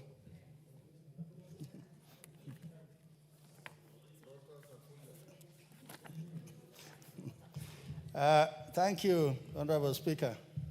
Honorable Speaker, the Member of Parliament for Loima Constituency, Honorable Dr. Protas Akuja, requested to be apprised of the appointment of chiefs and assistant chiefs in his constituency. The honorable member particularly sought to be informed the reasons for prolonged delay in the appointment of chiefs and assistant chiefs in his constituency, measures that the Ministry of Interior and National Administration is undertaking to ensure that the constituents continue to access government services, and thirdly, specific timelines. Honorable Speaker, on the issue of prolonged delay, The ministry confirms that there are no prolonged delay in the appointment of chiefs and assistant chiefs in the entire country, including Loima. On the measures that the ministry is taking, vacant positions are usually managed by serving assistant chiefs in acting roles. Additionally, assistant chiefs from nearby sub-locations are assigned to serve in vacant ones while awaiting formal appointment. This helps bridge administrative gaps in governance and service delivery, ensuring that constituents continue to access essential government services. Specific timelines. Honorable Speaker, the Principal Secretary has granted authority to appoint the Assistant Chief in the following administrative units in Loima constituency: Kalemunyang, Lorengipi, and Naipa sub-locations. The appointment will be notified soon so that they can immediately start the process of authenticating the academic and professional certificates with the Kenya Examination Council and other issuing bodies after completing the authentication of their certificates. The appointees will be deployed accordingly. Honorable Speaker, I beg to respond. Akuja. Thank you, Honorable Speaker. Honorable Speaker, the response from the CS Interior has been fairly answered. However, the CS has attempted to ignore the fact that there is a serious delay in the recruitment of chiefs, especially after the interviews have been done. It takes a long time for those appointment letters to reach those specific persons who have been appointed. A case in point is the stations that have been mentioned, Lorengipi, Kalemunyang, and Naipa, who did their first interview in 2023. And I'm told they received the appointment letters 2 weeks ago after this statement was issued, was raised. So it had to wait until the statement was raised is when the appointment letters were issued. So the delay is there, Honorable Speaker. Thank you. Better late than never. It's done. Thank you. Ariko Namoit is in the house. Yes. Raso, are you ready with that as well? Yes, Honorable Speaker. Go ahead. Thank you, Honorable Speaker. Honorable Speaker, the Member of Parliament for Turkana South Constituency, Honorable Ariko Namoit, has requested to be apprised of the rising cases of insecurity in Turkana County. The Honorable Member particularly sought to be informed on the following: the Lopinding incident involving snatching of a firearm from a security officer, illegal roadblocks in Lodwar town, abduction incident report, organized groups disrupting public gatherings. Honorable Speaker, the ministry's response states as following. On 25th June 2025, during the burial ceremony of late Deputy Speaker of Turkana County Assembly held in Lokchogio, Honorable Ariko Namoit was accosted by a group of rowdy youths as he was proceeding back to his seat after his remarks. His security detail intervened to shield him. However, in the ensuing melee, a Seska pistol was forcibly taken from his bodyguard. The incident was reported at Lokchogio police station. Honorable Speaker, the firearm has since been handed over to Lokchogio police station for safe custody and subsequently forwarded to DCI headquarters for ballistic analysis and also to establish its owner. And a case file to that effect has been opened to establish the circumstances into this incident. Witnesses have recorded statements, and it was established that the weapon was snatched from the security detail of Mr. Philistone Aletia, who then passed it over to Mr. Christopher Ereng, alias Robert Lochokot. Both individuals were placed under investigation in connection with the incident. The file was later forwarded to the ODPP on 14 July 2025 for perusal and advice. The case is pending under investigation and awaiting directions from the Office of Director of Public Prosecution. 2, abduction incident reported and an organized group disrupting public gatherings. Honorable Speaker, on 30th April 2024, at 0524 hours, Ms. Elizabeth Eyanai, a resident of Kanamkemer village, reported at Lokchogyo Police Station, Vide Obi, that Mr. Sami Esinyen Ekitela, the Turkana South constituency manager, had been abducted by a known person at Cherinas Hotel. Police officers visited and documented the scene, collecting all items of evidential value. Investigation commenced and preliminary findings revealed that the alleged abduction was in fact a self-abduction incident. The victim was traced to his hideout, where he was hiding to evade arrest in connection with an offense of assault, reported via OB with Mr. Nimrod Ekamais Lomarukai as the complainant. Statements were recorded in relation to disruption of public gatherings and the assault case. Individuals, 8 of them, were arrested. They were presented before Eldoret Law Court, where the case is pending, charged with the offense of assault causing actual bodily harm, contrary to Section 251 of the Penal Code. The case is pending before the court. Honorable Speaker, the third issue which the honorable member sought is the illegal roadblocks in Lodwar town. On 4th August 2025, the governor of Turkana County, His Excellency Jeremiah Lomurkai, was informed that aliens were being ferried along the Kakuma-Nairobi Road at 23:05 hours. He proceeded to the county council sales collection point, where he intercepted a motor vehicle registration number KDU 367E, suspected to be transporting aliens. The governor immediately alerted the OCS Lodwar Police Station, who detained the bus and its passengers and escorted them to Lodwar Police Station. The Director of Refugee Services was notified in liaison with the ODPP. The refugees were presented before court on 5th August 2025 via PCR case 123/2025 and charged with the offense of leaving a designated area without permission, contrary to Section 31(2), as read with Section 41(2) of the Refugee Act. Part B of the same, the specific measures being taken by the Ministry of Interior to curb the rise of hired persons disrupting public gatherings. Honorable Speaker, the following measures have been taken by the ministry to curb.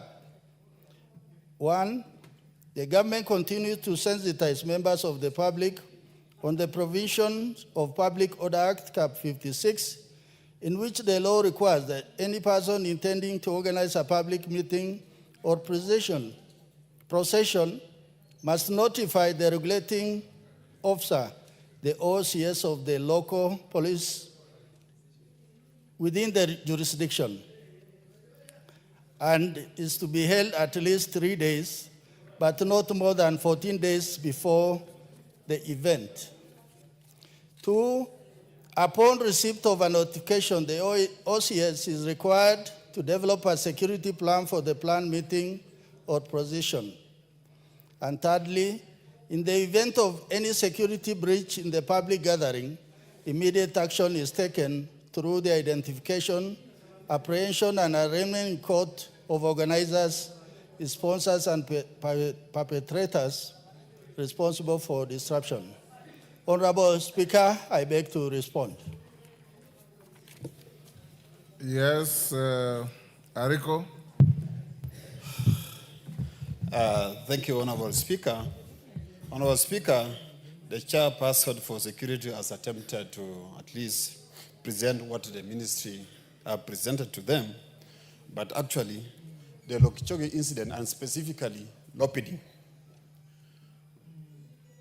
the incident was occasioned by the ferried goons from Lodwar town, led by the culprit.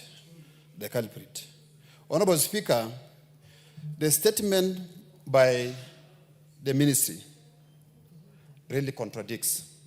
First of all, they talked about Christopher Ereng to have picked the firearm which was lying on the ground. Then after investigation, they revealed the truth of the matter, that the person who took the gun is one person called Aletia, and handed over to Christopher Ereng. They took this gun up to Kakuma town. That's where the governor called the person in charge of GSU Lokichogyo. And they presented the gun to that person. That person took the gun. The officer took the gun to OCS Lokichogyo. So the question is, how long does it take for justice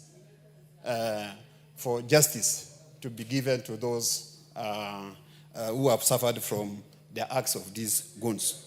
Actually, Honorable Speaker, justice delayed is justice denied, because it has taken now over 2 months. This matter is still under investigation, and it is a matter which is straightforward. The person involved are known. I don't know why it is taking this too long. And the reason as to why there are so many cases pending under DCI, and these cases have brought a lot of issues to Turkana County. One person taking charge of security in Turkana, and that is the governor of Turkana County. On the second issue, Chair, Honorable Speaker, the issue of abduction, let me not go into that, because abduction is defined by the Penal Code. 256 is defined. Forceful removal of a person from one point to another. And that is explained very well by the eyewitnesses and not the hearsays from the governor. I don't want to go into that because that matter is still in the court. That matter made me to sleep in prison for 3 days. I was here, Honorable Speaker, when the matter took place in Turkana, and not in Turkana, in Lodwar town, and not in Lokchogyo, as purported by the ministry. Honorable Speaker, the eyewitnesses are there. I don't want to go into that. The third issue... You are supposed to seek a clarification on the statement as given. You are now making a speech. Not, Honorable Speaker, I'm trying to highlight and inform the misinformation as issued by the ministry. Thank you, Honorable Speaker. Honorable Speaker, on the last matter on the county governor of Turkana becoming a base commander, a traffic commander for Turkana County. Honorable Speaker, how can a governor go to an extent of going to a roadblock? Then the incidents that took place there, they are there in the media. The police officers and the DCI were beaten by the goons that were varied by the governor. This matter is in the media. They cannot lie to us. And the governor himself said, I do not want to deal with any security agencies other than the OCS, because he has put the OCS in his pocket. Honorable Speaker, please, we need justice. Turkana County people... Yes, Benja, what's your point of order?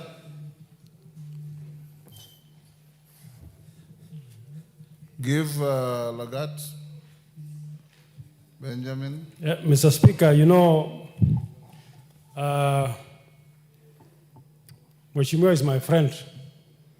But in our standing orders, Mr. Speaker, you don't discuss the character of a person without a substantive motion. He has discussed the governor of his county. You are out of order. He just mentioned him. He didn't discuss him.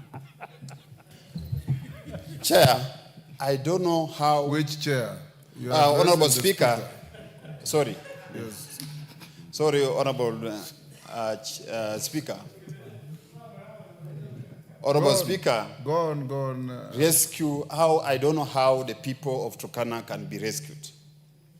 There are several incidences that have taken place in Turkana. The security agencies in Turkana have no tooth or teeth to bite.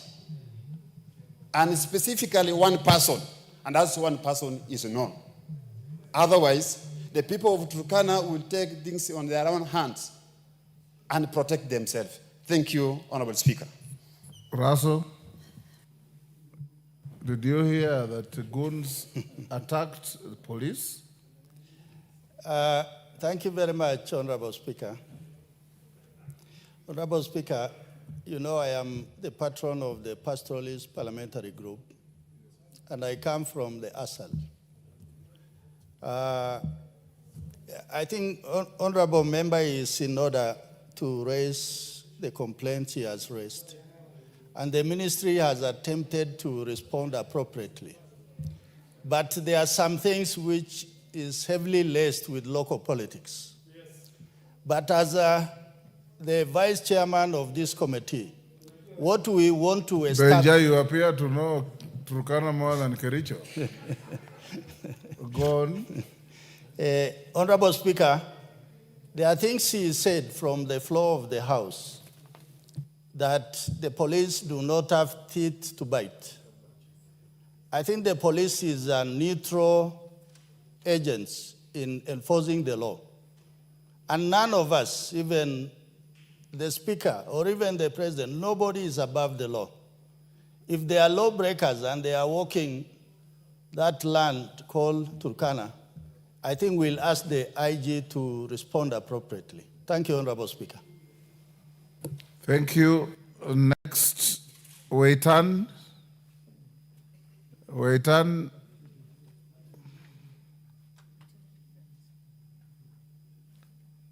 Yes, member for Turkana North. Thank you, Speaker. Speaker, I wanted to add my voice on the response to the statement brought forward by Dr. Rico, as a person of interest in Turkana and a leader in that county. Mr. Speaker, from the face value, the concerns brought out by Honorable Rico might look local politics. But the situation in Turkana, the security situation in Turkana is not good for leaders mainly, and those citizens or Kenyans who express dissatisfaction with the leadership of the county. We've had so many incidences. You can imagine, Mr. Speaker, the case of abduction. The victim at the end of the day becomes the perpetrator. The victim is made to spend in prison for almost 14 days. The victim who was abducted. Mr. Speaker, these things happen, and it worries people in Turkana because they know the truth. But what comes out of the investigation and the actions of security apparatus is really worrying. So, Mr. Speaker, though, of course, there is politics at play, but what Honorable Rico has brought forward to this House must be looked at very keenly.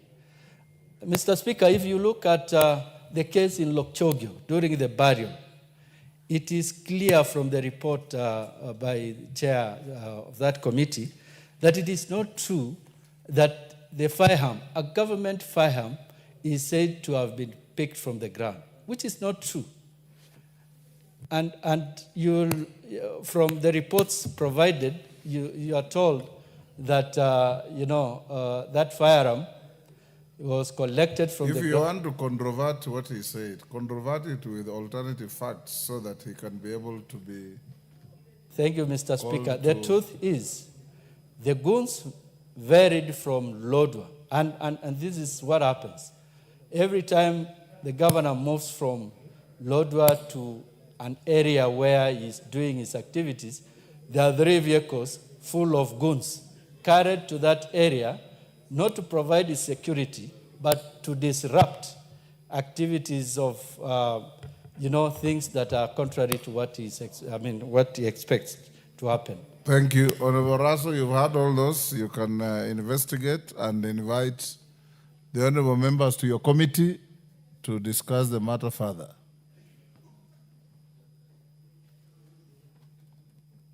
Give Honorable Russell the mic. Thank you, Honorable Speaker.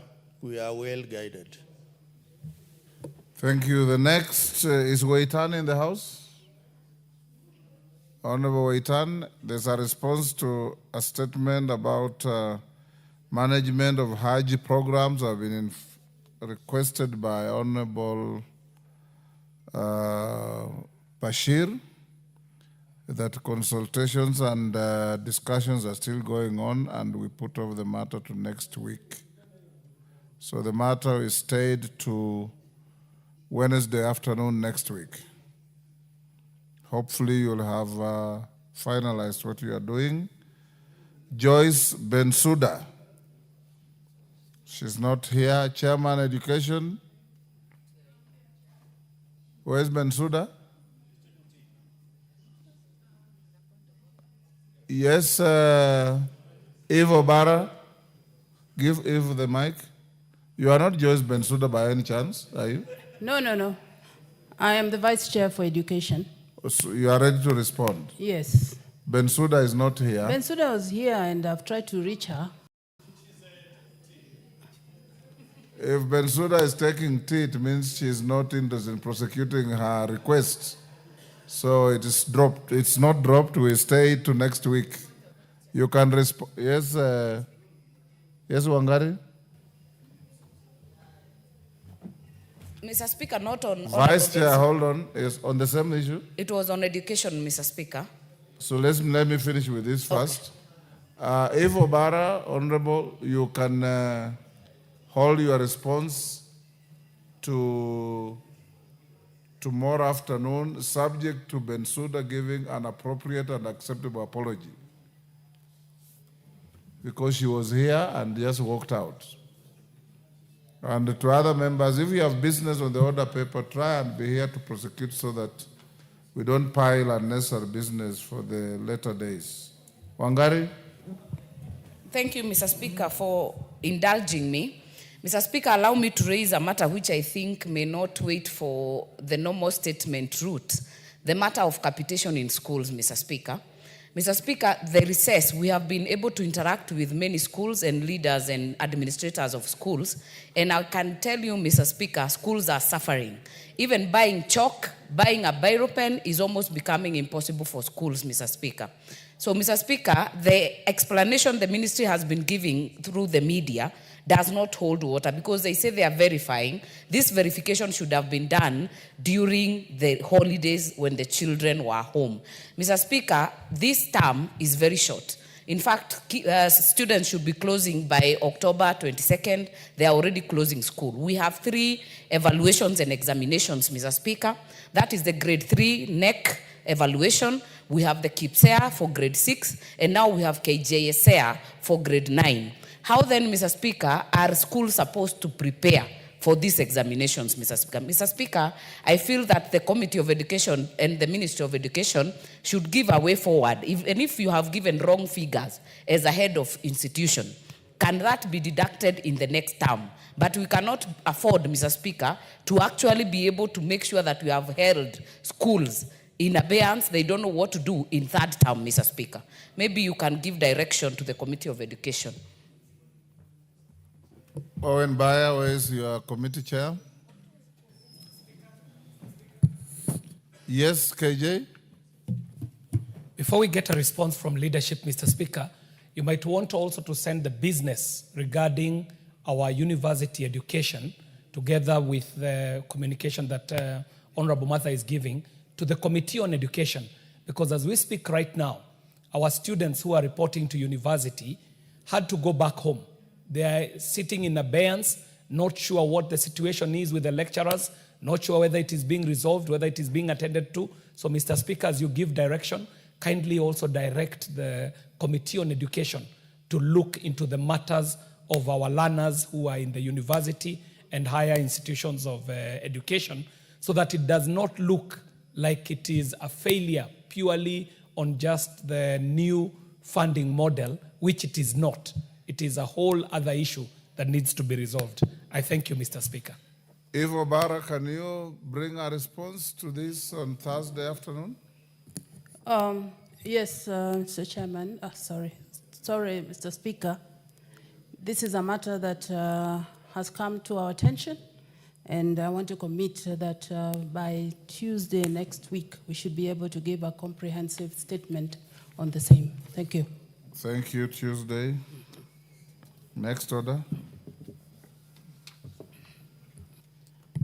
Order number 13, the Kenya Roads Amendment number 3 Bill, National Assembly Bill number 34 of 2025, second reading.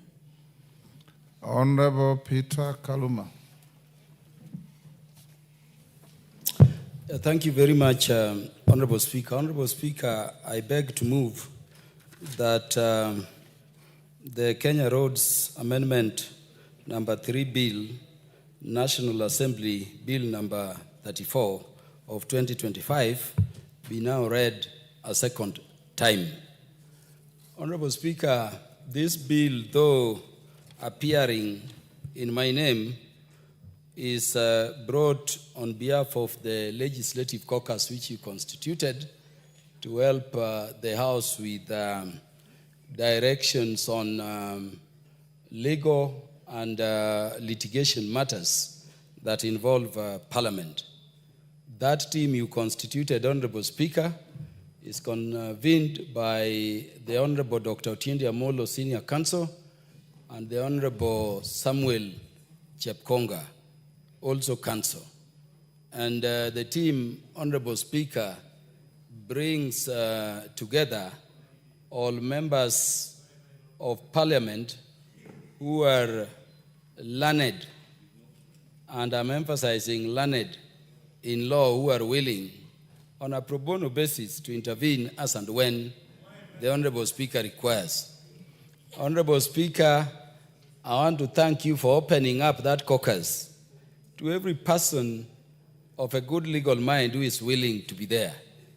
I've not seen Honorable Speaker, Honorable Karoli Omondi, but he's one of our best brains here, and I hope he'll be notified now that he's aware that legislative caucus is existent to involve, so that in those matters for which, Honorable Speaker, you've constituted the legislative caucus, Parliament can benefit from his good brain.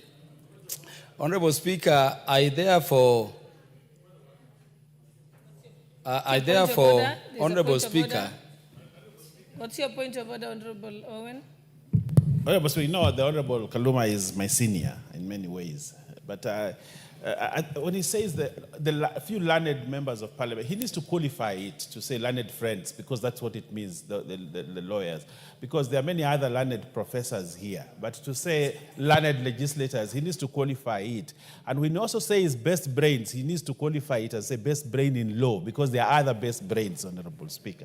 I think that he needs to put in perspective so that other members here, so he does not sound condescending. We've had you. Okay, Honorable Kaluma, are you so guided? Thank you. It has given me the opportunity to consult the desk, Honorable Speaker, and the desk was concerned that it is possible I may not have moved. I moved. Yes, you moved. But for the avoidance of doubt, let me just reiterate that I beg to move that the Kenya Roads Board Amendment number 2 Bill, National Assembly Bill number 34 of 2025 be now read a second time. Honorable Speaker, Honorable Wenbaya intervened when I was thanking the Legislative Caucus for permitting me to move this important bill on their behalf.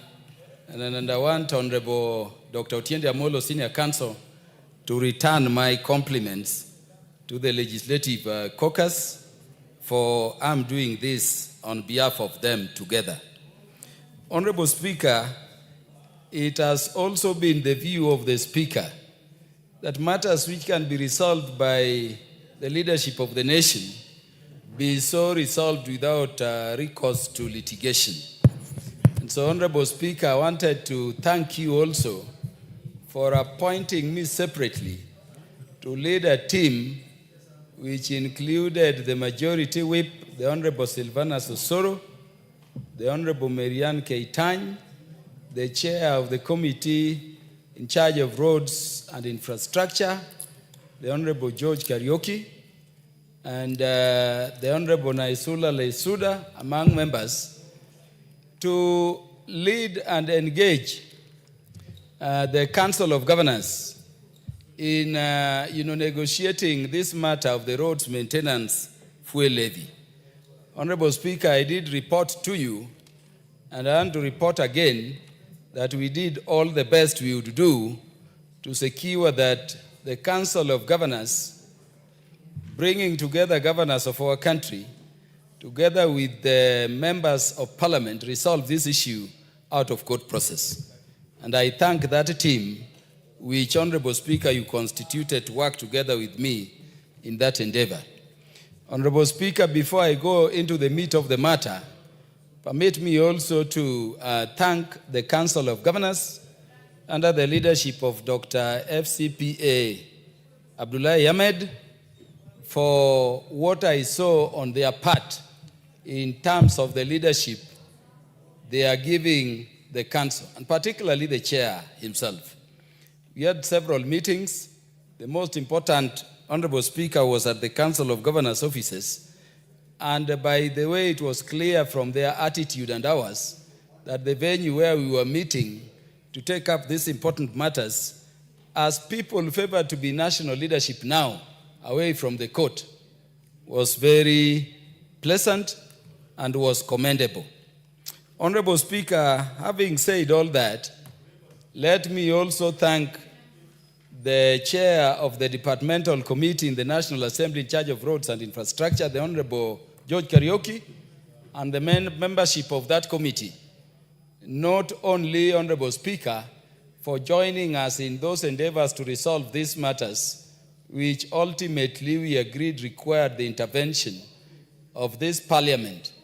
And I'm saying Parliament to include the National Assembly, Honorable Speaker, and the Senate, and he joined us through all those meetings.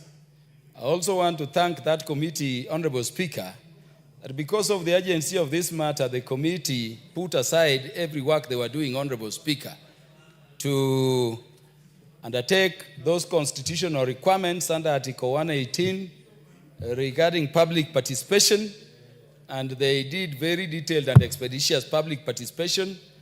I've read their reports. I believe the members, because of the importance of this matter, have also read it and benefited a great way from the suggestions they are making, not only in supporting this important bill around the maintenance of roads across the country, but also by way of the improvements they are suggesting. At the right time, Honorable Speaker, we will be able to listen to the thoughts they are proposing and agree. Honorable Speaker, despite all those efforts, a judgment was ultimately delivered by the High Court of Kenya in Petition 423 of 2024. That judgment faulted the two bills we are seeking to bring amendments to by way of this bill. And Honorable Speaker, that judgment says largely two things. That these two laws we are seeking to amend currently, although they are dealing with matters of road maintenance fuel levy, which should be used, Honorable Speaker, to maintain all roads across the counties, across the country, do not include the county governments or the counties as also beneficiaries of the funds which come from that levy for purposes of the maintenance of the roads which are classified and fall within the remit of the counties. And so the Honorable Court says, Honorable Speaker, that that position in the laws we are seeking to amend in terms of Section 47 of the Kenya Roads Act, Honorable Speaker, is unconstitutional because it runs afoul both the principle of devolution, which is a national value under Article 10, Honorable Speaker, and to which we've dedicated a whole chapter in the Constitution to ensure equity, and particularly equitable development. The court also said, Honorable Speaker, that the classification of the roads to the extent that it did not accord with the principles of devolution is also improper and constitutional, null and void. And so the court concluded, Honorable Speaker, that Section 6 and Section 47 of the provisions of the substantive laws we are seeking to amend by this law are unconstitutional, Honorable Speaker, null and void. Most importantly, because the court gave, in that case I've cited, Honorable Speaker, 4 substantive orders. And we have to thank the court because the parties who took the National Assembly and the Senate and other roads agencies to court actually sought 13 orders, including orders for costs, but essentially 12 very substantive orders. The court made an order number D, and this is the one order I want to draw the attention of the members to. Having found that those provisions were inconsistent with the Constitution and therefore were null and void, the court said there shall be no allocation of funds from the road maintenance fuel levy fund. That does not include the county. That does not include the counties. And so disbursement of monies must include the counties because, as I've said, devolution is not just a national value and principle of governance, but it's also a matter so important for ensuring equity that we've dedicated a whole chapter of the Constitution to that matter, Honorable Speaker. And so that is where we are. As expected, Honorable Speaker, this matter was taken to the Court of Appeal by the National Assembly, by the Legislative Caucus, when it was remitted to them by your Office for Intervention, Honorable Speaker. And Honorable Speaker, there is an appeal. This is Civil Appeal number E427 of 2025, in which we are contesting on behalf of the National Assembly and the aggrieved Kenyans the declarations of the court. Within that appeal, Honorable Speaker, we did seek orders from the court of a conservatory nature, suspending the operation of the judgment until that appeal is heard on its merits and determined.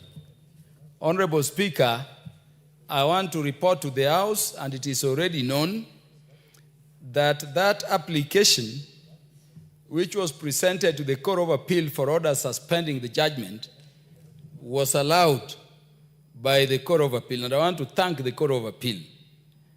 In public interest, it was so allowed because, Honorable Speaker, those sections which we are seeking to amend now and which have been the subject matter of those litigations, if the judgment was not suspended, those provisions were going to derail and undermine the operations of the roads agencies we've established under these statutes completely.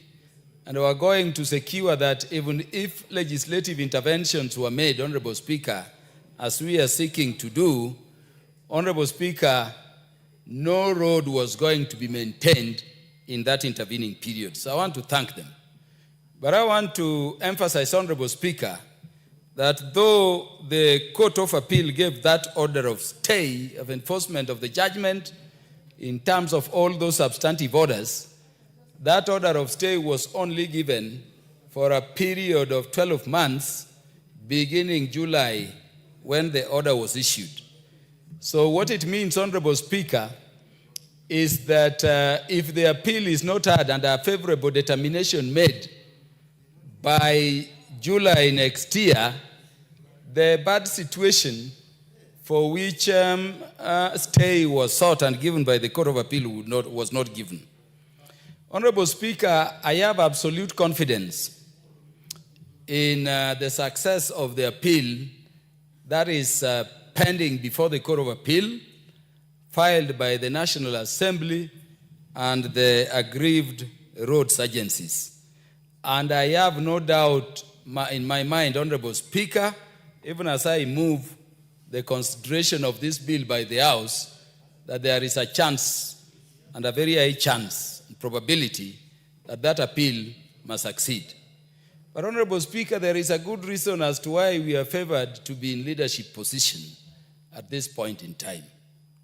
There is a good reason, Honorable Speaker, as to why Kenyans chose us out of the 55 million Kenyans in the country to be in this arm of government whose core mandate is to legislate. And so I want to confirm, Honorable Speaker, that this bill is being brought not to concede that the appeal will not succeed, but as a point of leadership confirmed by those previous meetings we've had with even the members of the Council of Governors under the leadership of Dr. Ahmed Abdullahi, and of course the other meetings and interrogations, to do what is right in public interest for the people of Kenya in spite of what other processes could be there. Honorable Speaker, that therefore now brings me to the substance of this bill. It's a very short bill. We are effecting amendments to a number of provisions in the Kenya Roads Act and in the Kenya Roads Board Act. Honorable Speaker, if you look at clause 2 of this bill, and I know because of its importance, all members have looked at it, we are seeking to amend the current section 2 of the Kenya Roads Act, which appears to date to be only speaking to national roads. I understand that is so, Honorable Speaker, because that law was enacted well before the current constitution. And it is something that needs to be cleaned up. If you looked at the 4th schedule of the constitution, the categories of roads in the country are national trunk roads and county roads. And so we are making it clear that these laws, to be in conformity with the Constitution, Honorable Speaker, cannot be restricted just to national roads as is the case now, but must now have a category of national trunk roads falling within the remit of national government roads, or roads to be maintained by national government, and then county roads. Honorable Speaker, at clause 3, we are dealing with the matter of classification. And this is the substantive amendment to the contested current section 47 of the Act. And so we are clearing that in line with the judgment and to the extent agreed by the House of Parliament, Honorable Speaker, the new roads classification will accord with the first schedule of this bill so that we can carry the entire country aboard. And Honorable Speaker, if you go to the first schedule, you will see, Honorable Speaker, those various categories which have been existing in the law we are seeking to amend, and the proposed new categories. So we are proposing a category AS and category A and B to fall under national government. The description is there. Honorable Speaker, I've looked at the report of the departmental committee in charge of the subject matter, and I have noted they are proposing the crunching together of AS and A into one road category. It will be considered by the House at that point in time. Honorable Speaker, at the level of national government, we also have those roads which are falling within cities and urban areas or leading into critical facilities within urban centers. And so you see under the first schedule at page 788, Honorable Speaker, a category A2 for urban roads. Again, they are categorized as AU to signify it being within urban jurisdiction, category BU, and CU. In terms of rural roads, Honorable Speaker, falling within the mandate of the national government for maintenance, at page 789 of the bill, there is category C, which has not been amended much. It is what is currently existent, Honorable Speaker. But Honorable Members, I want to alert you to a new category being proposed by myself on behalf of the Legislative Caucus, category SP, Special Purpose Roads, and category SR, Security Roads. The Special Purpose Roads are described as roads providing direct access to places of specific national, social, or economic importance, including industrial and commercial areas and government institutions, such as schools, hostels, if they were to be national government referral facilities falling within the remit of national government, prisons, government housing, and such national government facilities. And Honorable Members, I confirm this is a very important category that we are introducing. We've had cases where if we go with the existent classification, then very many schools, especially schools in rural areas, would not have access roads. We also have roads which are classified in the manner that they are classified currently. But Honorable Speaker, you may be having a school between a national government road and a county government road. Worse still, Honorable Speaker, you may have a situation where a river is also cutting between those two roads. If we do not create a category that can allow the Kenya Rural Roads Authority, Honorable Speaker, to construct things like box culverts, or what we call bridges in common parlance, Honorable Speaker, to connect those schools and make them accessible, Honorable Speaker, we will have a situation where those national government facilities not falling within the remit of clear classification in terms of the road networks in the country currently may not be accessible. Honorable Speaker, we've been told by the CS in charge of National Treasury that since independence, it is now some 63 years later, that the national government is doing a box culvert or a bridge across River Tana. The children of that area, the children of Kenya, Honorable Speaker, have been crossing that river, and we know that this river is highly infested with crocodiles, risking their lives just to get education for 63 years. We are saying, Honorable Speaker, that if funds were to be available, such a road would be done even if it is not linked directly, Honorable Speaker, to a national government road or a road falling within the remit of the county, so that the children of Kenya, wherever they are, and the people of Kenya can, Honorable Speaker, access those critical facilities.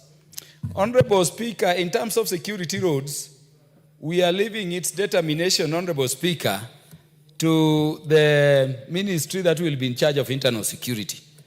I've been in that committee, Honorable Speaker, for very long. And I can confirm that the last time I visited, Honorable Speaker, Laikipia, there is this big forest where cattle rustlers, take animals to. It's called Mukogodo Forest. And then once the animals are inside there, you will be told even police cannot dare enter that forest. The rustlers will do whatever they want with them. And in our assessment, if such a road were to be categorized as a security road, that is a road that would be easily, fall under this classification. And so the funds would go to create a road through there. Honorable Speaker, if you go to northeastern Kenya, the main reason we have AIDs, the explosive devices, is that these terrorists normally dig, just the Maram areas and plant the explosives there. Okay? And we know the coast as a nation where even our security personnel are moving and they are all overturned and killed instantly. We are saying that under this category, places like Northeastern, places like Boni Forest, places like areas along the Indian Ocean which are problematic with these people, beyond the other categories which fall within national government, Honorable Speaker, and which fall within the counties, those roads can be done for better security. We have the case, Honorable Speaker, of Shakahola.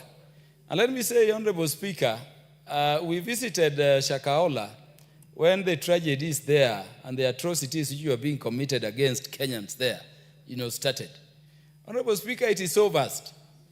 Let me say on the mic that if we just did some security roads across that vast, thorny area, those cases would not be there. But currently, the area is so vast, it is so large, it is so big, it has those thorny trees we've been struggling to eradicate, so vast that once you push people in from the road coming from Majilagobaya through, Honorable Speaker, you cannot hear what is happening to a Kenyan inside there. No wonder we are dealing with radical extremism, violent extremism, with even integration of religion. But you have people in court, but the thing is continuing. And you've had people, honorable members, asking, where are the neighbors when all those Kenyans are being killed? And I can tell you, the numbers of Kenyans who have died in such a place, the numbers you hear may not be the entire number of Kenyans who have been killed and have decomposed there. Such places need security roads because it becomes a security necessity for purposes of intervention. So, Honorable Speaker, though all the classifications in terms of the county roads are DE, but we've included DU, you had indicated, honorable members, means urban, and EU for roads falling within the current D and E under the remit of the counties, but falling within urban areas like Homa Bay Town, like, other cities, so that we don't just have, either the national government or the county doing roads without considering also urban areas. And I think this is a very good category, because if you were to look at even Nairobi, you will be giving money to Nairobi County under the systems we establish, Honorable Speaker, but you'll end up with the danger that the governor may tell you we are not doing Maram Road, in which case these monies may not end to the direct use. And subject to such improvements as the members and the committee will recommend and the House may agree and resolve, Honorable Speaker, highly commend that categorization. Honorable Speaker, we have introduced clause 47A. And clause 47A, what we are doing, Honorable Speaker, is to place specific, responsibilities to the counties. We are saying, Honorable Speaker, that unlike the Equalization Fund and other funds, we will not just send money to the counties there and they do nothing about it. And so a number of proposals are being made under Clause 47A to clarify what responsibilities the county governments will have and shoulder for maintenance, rehabilitation, and development of county roads within the prescribed national standards and policies. Honorable Speaker, this is critical. We had cases being reported from some counties, I'm happy it does not include Homa Bay, where you have the Constituency Roads Committee under Kera does a road, but a county, instead of doing roads with the funds it receives, the county, Honorable Speaker, just employs people who are, taking notes of what roads are being done. And the road is being done by the Constituency Roads Committee under Kera, or Kera, Honorable Speaker, at something like 5 million. When you look at records and you saw those processes in the Senate, Honorable Speaker, you hear on the same roads, our county also spent 50 million, nearly 10 times what Kera spent without doing anything. I can tell you, not in Homa Bay. Homa Bay is the best county currently. Top class county. And a female governor who is the best in this country currently. Yeah, Honorable Speaker, Honorable Kajwang is a son of Homa Bay. He has a polite way of distracting me. and we've dealt with it. Yes, Honorable Speaker, we are putting clear responsibilities, and there are a whole array of them. So that unlike Equalization Fund, which you send, and we were sending them here the other day, you have no follow-up system in terms of what is being done. We now want the counties to create even a department in charge of roads, employ qualified people there. An account will be opened, Honorable Speaker, with the central bank. This money goes, and for audit and accountability issues, it is very, very easy. Honorable Speaker, at Clause 47, we are dealing with road signage, and I think it is tied to the processes we did. We need it to be clear, Honorable Speaker, that when there is...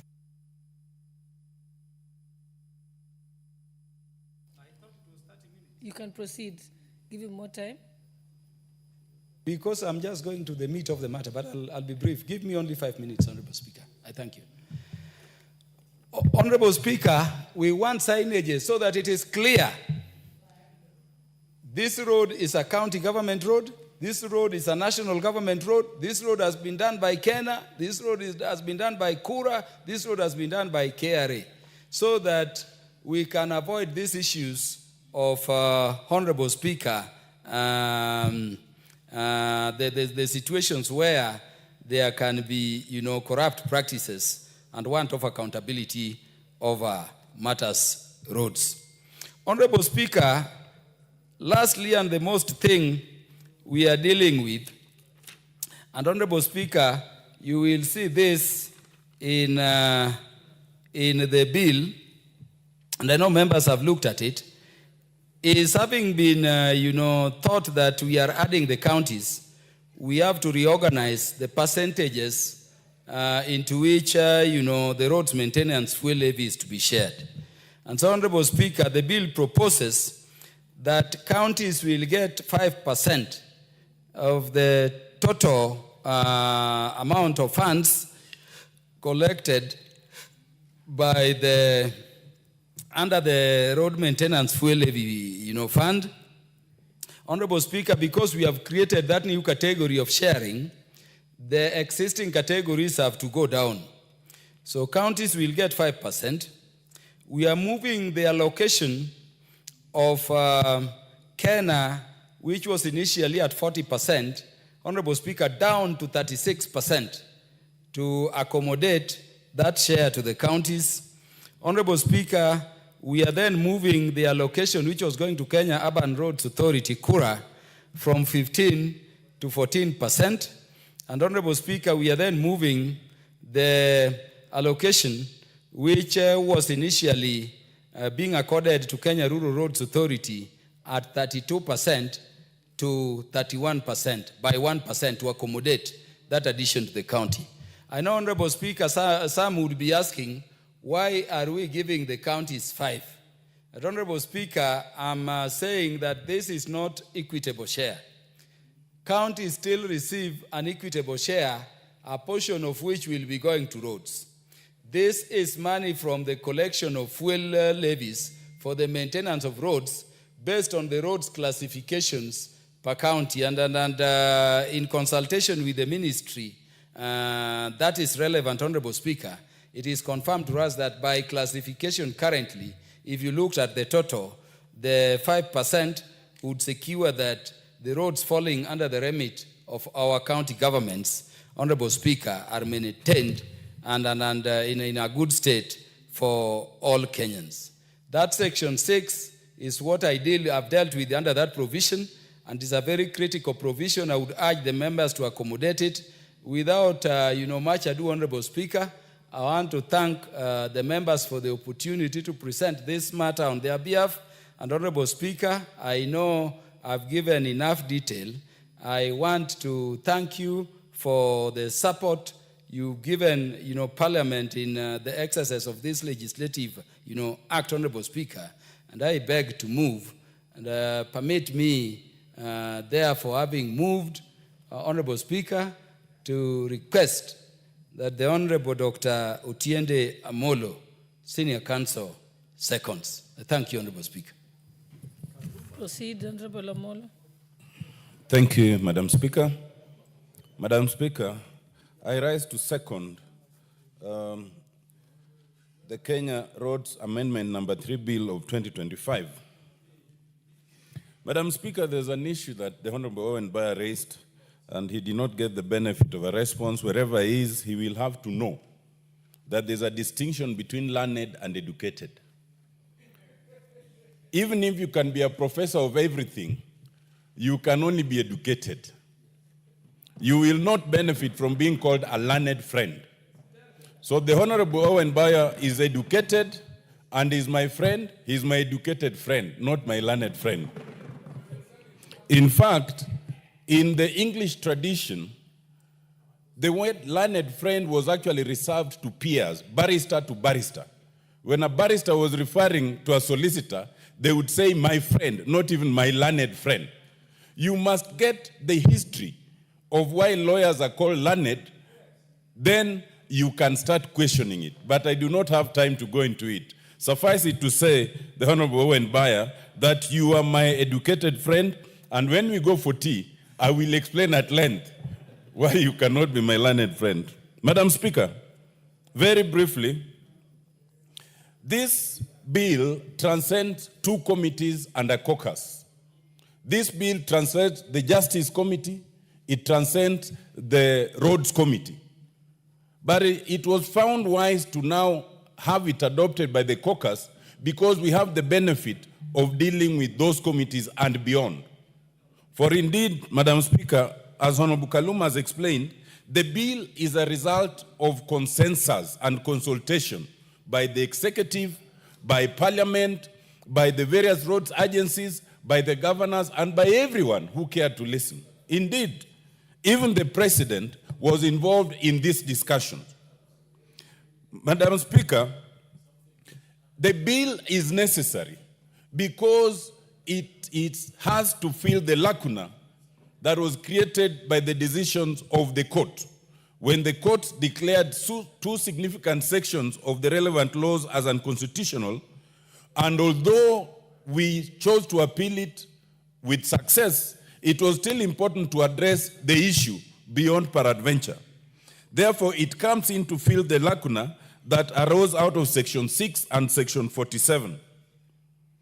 At this stage, let us explain 2 things, Madam Speaker. One, contrary to popular belief, the monies allocated to KERA, both under the original provisions and under this bill, are not put in the hands of members of Parliament. These monies are administered by a national entity called Kenya Rural Roads Authority. KERA itself has regional managers, it has managers in each constituency, then it has a committee where the member of Parliament does not sit in. The limited role of the member of parliament is like any elected leader, because the member of parliament has, a view, a landscape view of the roads in the constituency. So you are able to suggest that please balance it out between the wards, please this one is worse than the others, and that is a role that is called representation. Secondly, these are not funds that are allocated for devolution. These are funds that are appropriated for the national government. And as such, when they then come back to be used, whether in the wards, in the constituency, in the counties, they are being used as decentralized funds, not devolved funds. And therefore, those who argue that we should abandon this because of devolution are missing the point. This is not money meant for devolution. This is money meant for national government, but because the Constitution requires access to all services and decentralization, they are then decentralized in that manner. I hasten to add that when the judgment was rendered and the provisions were to lapse on 21st of June, before the last financial year, it took the intervention of the President in consultation with Parliament and the agencies and the governors to agree on some form of allocation. And I believe what was agreed was 35%, and there was a balance of 30%, which on behalf of the members of Parliament, we will be requesting that now it should be released pronto. It has not been released to date. It ought to be released immediately. Madam Speaker, Section 2 does what has not been done before by reclassifying roads as national and county. And then the national roads are reclassified as highways, urban roads, and rural roads, which is very important. But what's most important is to understand that the classification is not at random. The classification is done by the CS for the time being in charge of transport, but on a very scientific basis, which is also outlined. And it is done every 5 years in the event that some road has now mutated, either to a better one or a worse one, so that every 5 years the CS is required to do that. In doing so, it is expected that any road that is being worked on, there must be signage, as Honorable Kaluma had said. But what's important with the signage is not just indicating that this is now done by the county or Kera or Kura. 3 things are important. One, so that you do not misuse funds. There have been cases of one road being claimed to be done by 3 different agencies. The second one is so that people would know exactly how that road is to be done. Maybe it's a low-volume tarmac road, and then you are maramming it. So the signage must indicate clearly that this is low-volume tarmac road of this size and of this depth. Thirdly, we do not want the use of these roads for campaign purposes. Especially the governors are notorious for this. They classify, then they put their name, then they put their image. That is specifically prohibited by this bill. You can now not do that. I think the image, it is prohibited. I think anyone who wants to understand the essence and the crux of this amendment should go to page 790 in the amendment to section 6, and you will see how it is all done. For interest of members of parliament, what was allocated in terms of Kera at 22% has only reduced by 1% to 21%. Given that we must accommodate a new category of monies now being sent to counties under this act, all the other categories were equally reduced. So it's not unique to, Kera, for the benefit of members of parliament. And I think the rationale there for 22% reduces to 21, what was 40 comes to 36, what was 15 comes to 14. The parks get 1% and 1.5% for administration. Overall administration, 1.5%. The counties get 5% and all those others. Madam Speaker, this is a negotiated document. As with all negotiations, there are those who will come later and disown it. They will say, we want more. We were not given time. In negotiations, you can never get everything that you want. And I want to assure the county governors that the amount allocated here in percentage is not necessarily a right, but it is out of respect for the decision of the court, which we could have chosen to contest, and we did. But we see no point in having endless contests, and therefore it was decided that we accommodate the counties even within the national government share of revenue as proposed. Madam Speaker, I second.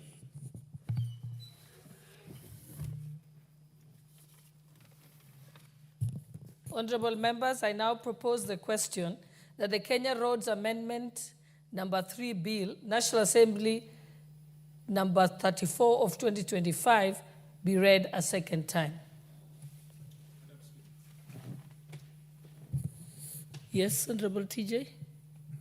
Then I think I've seen KJ. You've pressed the intervention button. You can go next. Those who want to contribute, please press the intervention button. Madam Speaker, I'm a member of the Committee on Roads and Infrastructure. I've had my learned friends, Honorable Kaluma and the member for Rarieda, explain that this bill is a reflection of the caucus of which I'm a member. I prefer to treat it like every other private member's bill. I say so because I want respect for committees. Matters under the standing order and under the Constitution that comprise roads are supposed to be dealt with that committee. But every other member is free to bring legislation. So if we create a precedence of some caucus taking mandate over issues in this House, we will confuse ourselves. But this is before us properly as any other member's private bill, and I will contribute to it. I want to thank Member for Homa Bay for bringing this amendment. This amendment will provide clarity in the maintenance and rehabilitation and development of roadwork in this country. It will give effect to the fourth schedule of the Constitution. In this bill, it is rather obvious that these roads are running through counties. And I think it is just by misadventure that the Roads Board Act or the Roads Act was fashioned in a way to exclude the counties. It is not rocket science that these roads are passing by counties. And so it is rather obvious that counties should be involved. And so when Mr. Justice Mugambi made that decision, he was right to have termed that to have been unconstitutional, and it overstepped the mandates of the counties. So we are here trying to create a legislation which conforms to the Constitution and also respect the principle of devolution, which is an important architecture of this Constitution. Madam Speaker, this bill has given us an opportunity to reflect on different principles, and only 5 or so principles would I explain and sit down. Number one, we have had to have a balance between the counties and the national government, and you will see we have proposed a consultative procedure by which the classification may be done together with the national government in consultation with the county governments. The second thing it has allowed us to see is when monies are sent to the counties, and Honorable Kaluma was just shy to explain, but I think he tried very hard to hide it, that there are those counties that receive money, and instead of applying them to the specific issues, they divert them into other issues. So that in this bill, we have reflected and put something which looks like a conditional grant. If you receive money, you must use it for roads. You can't use it for something else. we want countries and we want to encourage counties to build roads. We want to see roads in our counties. We even want to see a kilometer of a county, of roads that is in the name of a county. I've never seen any of those. And so, you get this money, you must use it on roads. And we have reflected that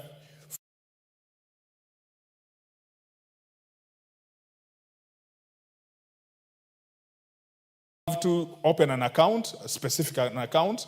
That money is deposited in that account. This, I am sorry, this belongs to a senior member from Homa Bay. I disclaim the ownership of that noise. But you see now, you get money, you must open an account. That money must be sent to that account. If you don't, the comptroller of budget, the treasury will not allow you to access that money. I think that is also in this. But now we also have to see how to balance clarity amongst institutions. And one of the things that we have asked the Cabinet Secretary to do is to create a criterion for this proverbial thing called 10%. They get it all the time, but you know, it is freebies. They use it as they wish. They don't account for it.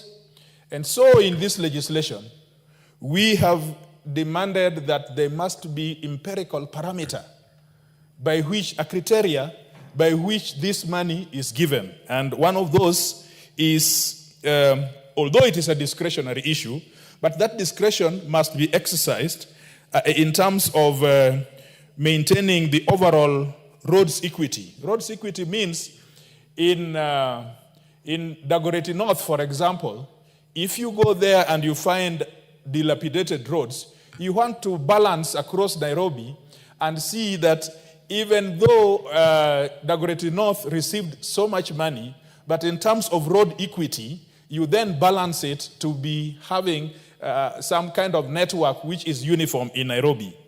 And issues of emergency, we want to, the Cabinet Secretary, for example, something happens as a matter of act of God. We don't want a Cabinet Secretary to run there and start lamenting. He must have some money in his hands to be able to fix that problem. And primary oversight of these agencies, and so forth and so on. And so the last principle which we have seen, I do not want to go into this percentage because this percentage will be open to members, some of them more qualified in mathematics than I have. I just want to talk around issues of principle. The last one is city roads. Everybody here thinks about rural roads. I mean, beautiful. We have rural roads must be there.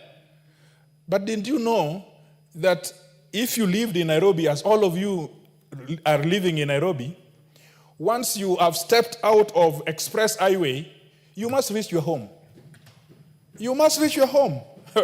Who thought that you will fly or you will crawl into your house without going through a road? Now that road is not under Kura. That road is not under Kenya. And yet that road must exist. If you leave it for the county government, for 5 years I've lived in this Nairobi, I've never seen an inch of that road. So how do you want to live in your palatial home in Karen or in Runda or wherever you are? And so in Kaluma's bill, a lot of thought went inside it, but only concentrated in the rural roads, the highways, and all those beautiful things.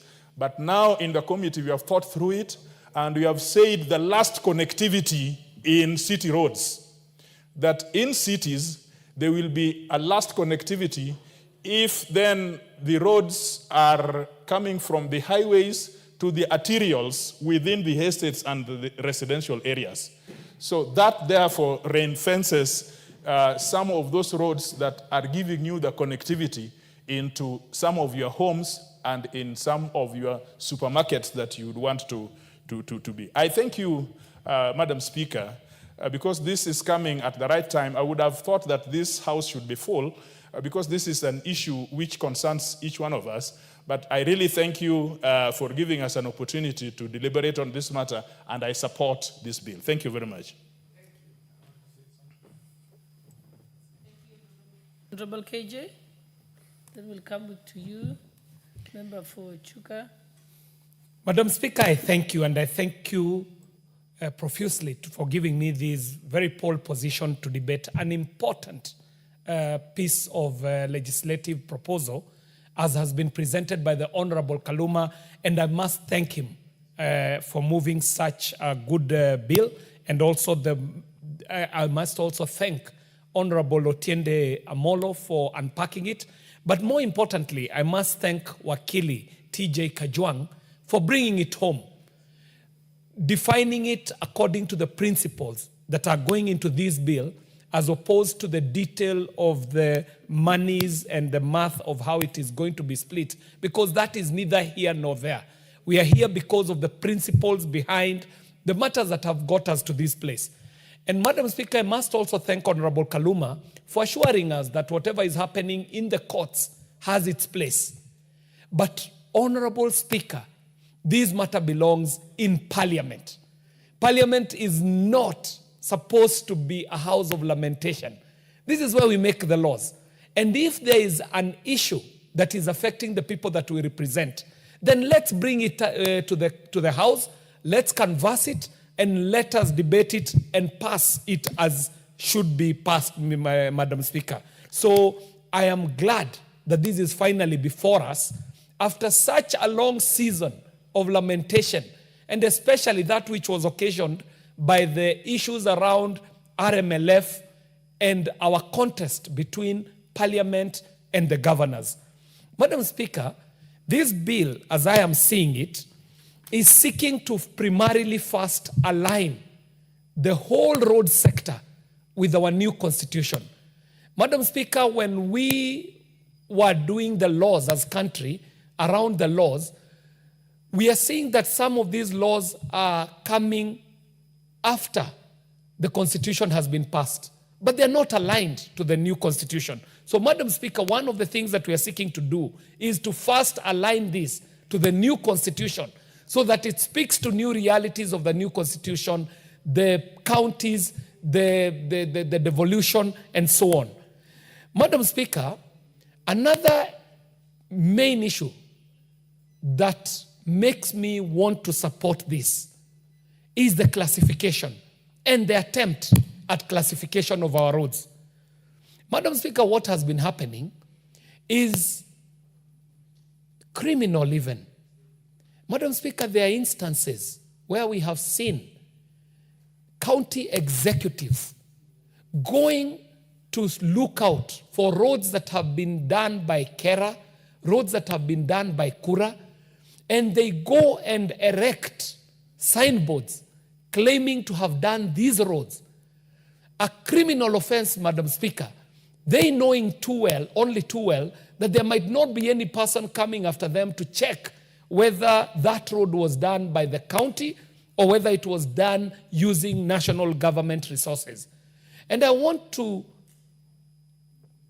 add weight to what the Honorable TJ Kajwang said, that we who are representing people in urban areas, we who are representing people in city counties, we find ourselves so disenfranchised because when arrangements are being made for resource allocation, people assume somehow that cities are already resourced for. But the Honorable TJ Kajwang can tell you for a fact that some of the better roads that have been done in Nairobi City County have actually been done by Kenya Rural Roads Authority. In constituencies like the Dagoretti South constituency, Madam Speaker, some of us came to the city in 1969. Dagoretti South as a constituency was brought into the city precincts in 1969. Previously, Dagoretti had been in Kiambu. What happens, Madam Speaker, is that then constituencies like Dagoretti South being brought into the city so late in the day, have to play catch up to bring city infrastructure into being. Key among them, roads. But in the recent past, Madam Speaker, what we have seen is that even as we are depending on government to bring us up to speed with the city status, we realize that we suffer a unique problem. Because in a place like Nairobi City County, we rarely get to see the county making any roads. In fact, Madam Speaker, the biggest job that the county does is to destroy the roads that are already done. For example, Madam Speaker, as we speak now, I am a jittery person because a road that was done only so recently by Kenya Rural Roads Authority, Wanyeklos, today has been excavated by City County so that they can do whatever they want to do. It could be a service line, it could be electricity, it could be connectivity to Wi-Fi, but I think this one is an issue to do with sewerage.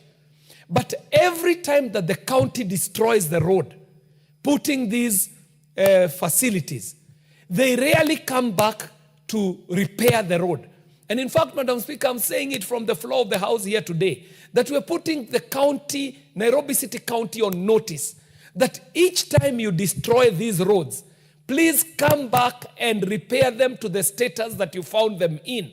Because for now, as it stands, Madam Speaker, all we know the county for doing is destroying the roads that are already done and never bringing them back to the status that they require. Madam Speaker, I'm supporting this bill too for the fact that we are now going into the cracks of the matter on allocations. And not only stipulating the allocations, Madam Speaker, but also seeking to find out where this 10% that is always left with the implementer goes to, Madam Speaker. As it sits now, that conversation is up in the air. Nobody knows how this 10% is administered, to whose benefit, and in which manner. So, Madam Speaker, just because we are going to go into the allocations, and we shall be looking into these allocations and their use, I support, Madam Speaker. Madam Speaker, finally, I do support, because this bill, in the format that it's being presented, is seeking to ring-fence the monies that shall be going to counties, Madam Speaker. Madam Speaker, we have seen with devolution that when we do division of revenue in this house, and the money goes to the executives in the counties, rarely are they accountable to the house that did the division of revenue, and the excuse is normally that they should be superintended over by county assemblies. But Madam Speaker, come to think of it, these are national resources that we are allocating. This is not own-sourced revenue from the counties. Counties themselves are not working hard enough to create their own revenue. But they are very quick to come to the table for the division of the cake on the national revenues as have been collected, Madam Speaker. So the fact that we shall be ring-fencing roads monies within the county budgets, that alone for me is reason enough for me to be supporting this bill. Finally, Madam Speaker, I do think that the push and pull between ourselves and the county executives is unnecessary. What this parliament has been able to do, even in the absence of good frameworks like we are putting up today, even just on RMLF, Madam Speaker, has to be celebrated. Madam Speaker, I know you're a proponent of the bottom-up economic transformation agenda. And in Bita, when we were campaigning, one of the things that we were talking about is how we shall make Kenya a saving nation.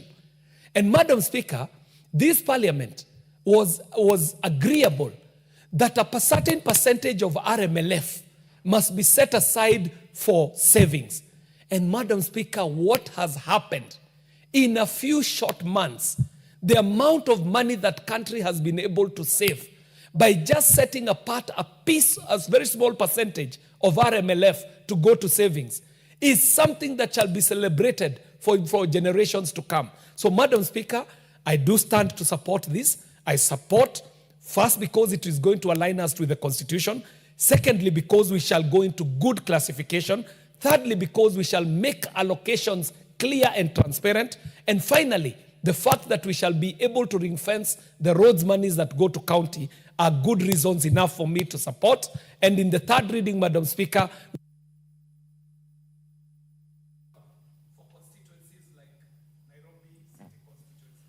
Thank you, Honorable Patrick Ntwigwe. Thank you, Madam Speaker. I'll be very brief. First, I want to thank and congratulate my friend Karuma.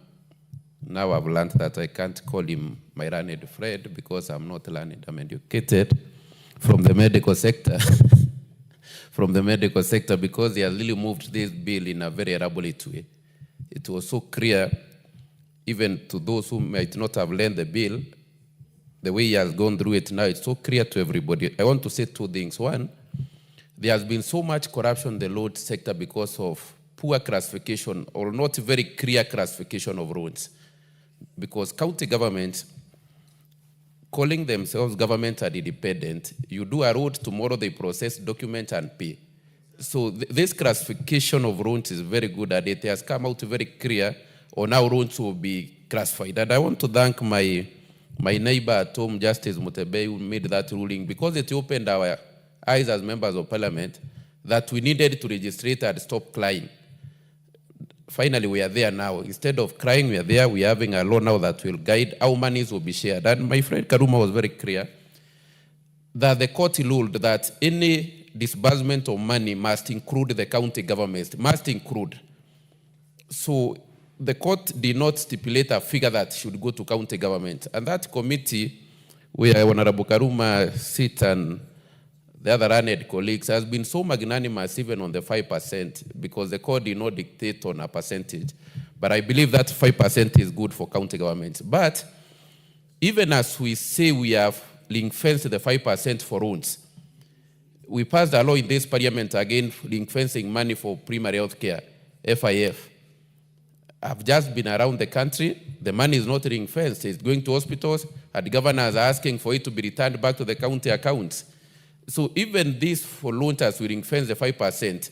How will we make sure that the money is ring-fenced and it remains money to do roads?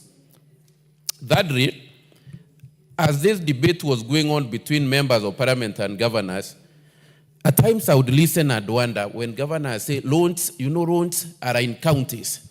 So I was wondering, what constituencies are where? Because when somebody says loans are in counties, so the ones we are doing are in where? In another country, I'm aware of the, when we claim that loans are in counties.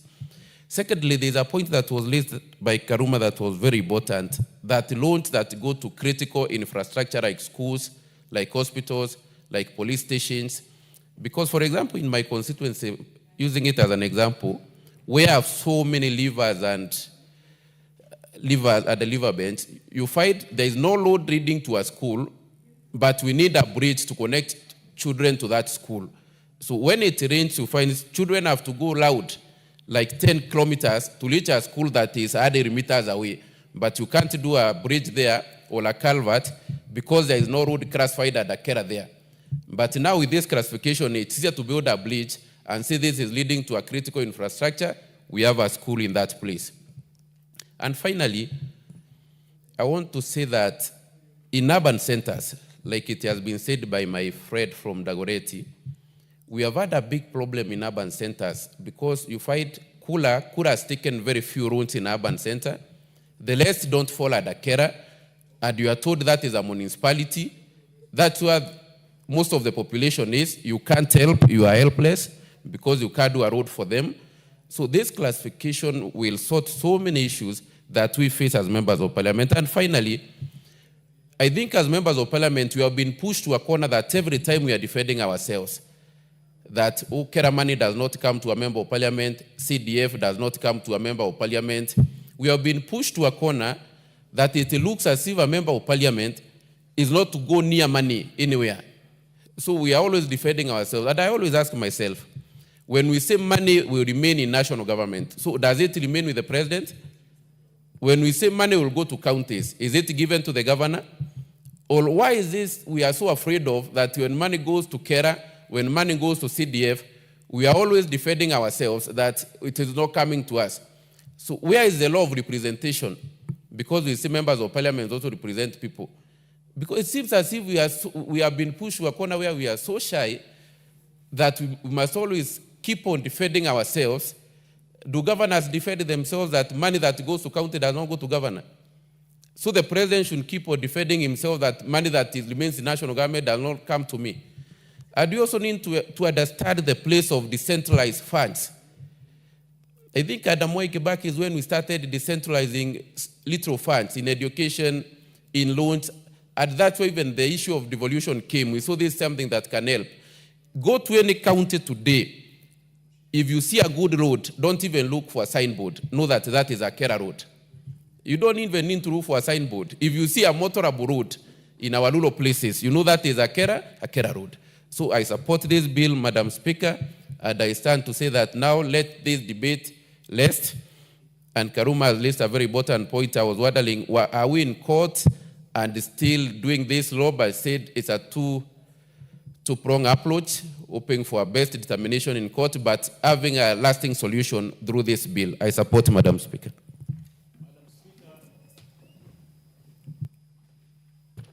Yes, Honorable Owen. Thank you, Honorable Speaker. Honorable Speaker, first I want to congratulate the learned friends for doing a commendable job. I said the learned friends. the learned friends among themselves for a good job. Now that I want to speak as part of the educated friends, Honorable Speaker, I want to say that this is one of those pieces of legislation that is necessary for this country to unlock a situation that had put the roads in this country in a quagmire. And therefore, I want to laud you, my friend, Honorable Kaluma, the learned friend, and Kajoang, and the rest of the team that actually worked very hard, tirelessly to ensure we have this. Honorable Speaker, I participated in one of those meetings that was actually negotiating with the Council of Governors, with the chairman, and I thought we have a good and very sober chairman in the Council of Governors that allowed dialogue and allowed us, even when they had a court case that looked like it was topsy-turvy, but somehow we got ourselves somewhere. But one fundamental thing that happened in court is to say that the RMLF cannot be given out unless counties also have a share. I think that was fundamental, and I think that is what gave birth to this. Now, counties will get a share of this. But on that, Honorable Speaker, what I want to urge is that as counties get this money, it should be ring-fenced. And I want to agree with the Honorable Kajuang. It should be ring-fenced so that we don't find the same money that has been given for roads being used to buy carpets, being used to buy chairs for big bosses, being used to buy tea. It should be ring-fenced. It should just be for roads. And that there is a committee, and I don't know whether the Kenya Roads Board in this bill have power to actually go out there and check the roads. I don't know whether that has been included here, Honorable Speaker. Just like our NGCDF board, which has power to go out there to check the road, to check whether you are doing work in terms of, to go and oversight the projects, Honorable Speaker. I do not know, Honorable Speaker, whether the Honorable Kaluma and his team have actually included that. The Kenya Roads Board, which is the body that actually... Oh, okay, good. But Honorable Speaker, if counties set their own committees, just like telling monkeys to have a committee of their own to check out their activities, probably we need to change that so that we give the power to a body like Kenya Roads Board to check whether monies that have been given out to the bodies, whether it's KERA, whether it is county governments, whether it is Kura, which is Kenya, they could go out there and verify that the money that they gave out has actually been used to do the roads that they have done. I think that's a fundamental thing, Honorable Speaker, to ensure. That is the same problem we have with this equalization fund. Honorable Speaker, we have an equalization fund which has no body, which has no board.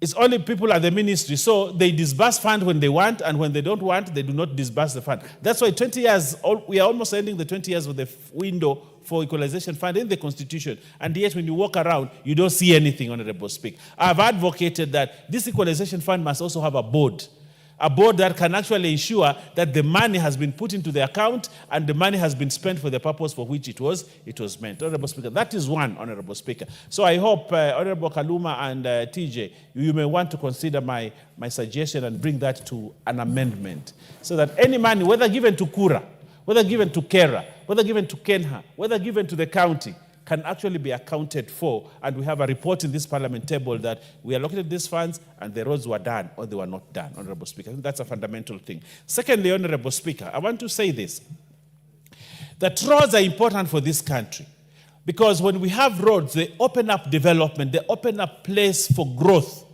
When we don't have roads, Honorable Speaker, then we close up an area and we close out the people, and the people who have no opportunity to actually get development. A lot of the areas that have been marginalized or said to be marginalized have been marginalized by first, one thing, lack of a road. When you don't have a road, you marginalize a community completely because one, there's no communication, two, transport of goods and services, three, farming, four, hospitals, five, schools, and all other things get locked up because of roads. And therefore, it is very important to ensure that we have resources enough for roads and that these roads are put up in places that they must go. Honorable Speaker, Kera has done a tremendous job. But sometimes I feel that if we had more money, my friend Oundo here, if we had more money in the Kera, how would Fonula look like? Like heaven, like paradise. If we had given them money, and they have tarmac roads, and they have all kinds of roads, If we gave more money to Kura, for example, Honorable Speaker, your towns would be good towns and they would attract more investment, Honorable Speaker. But Honorable Speaker, we need to ensure that we have enough resources for roads because roads open doors for development in every constituency. I proudly say that my constituency has opened up because I have had a committee in Kera that has done a good job.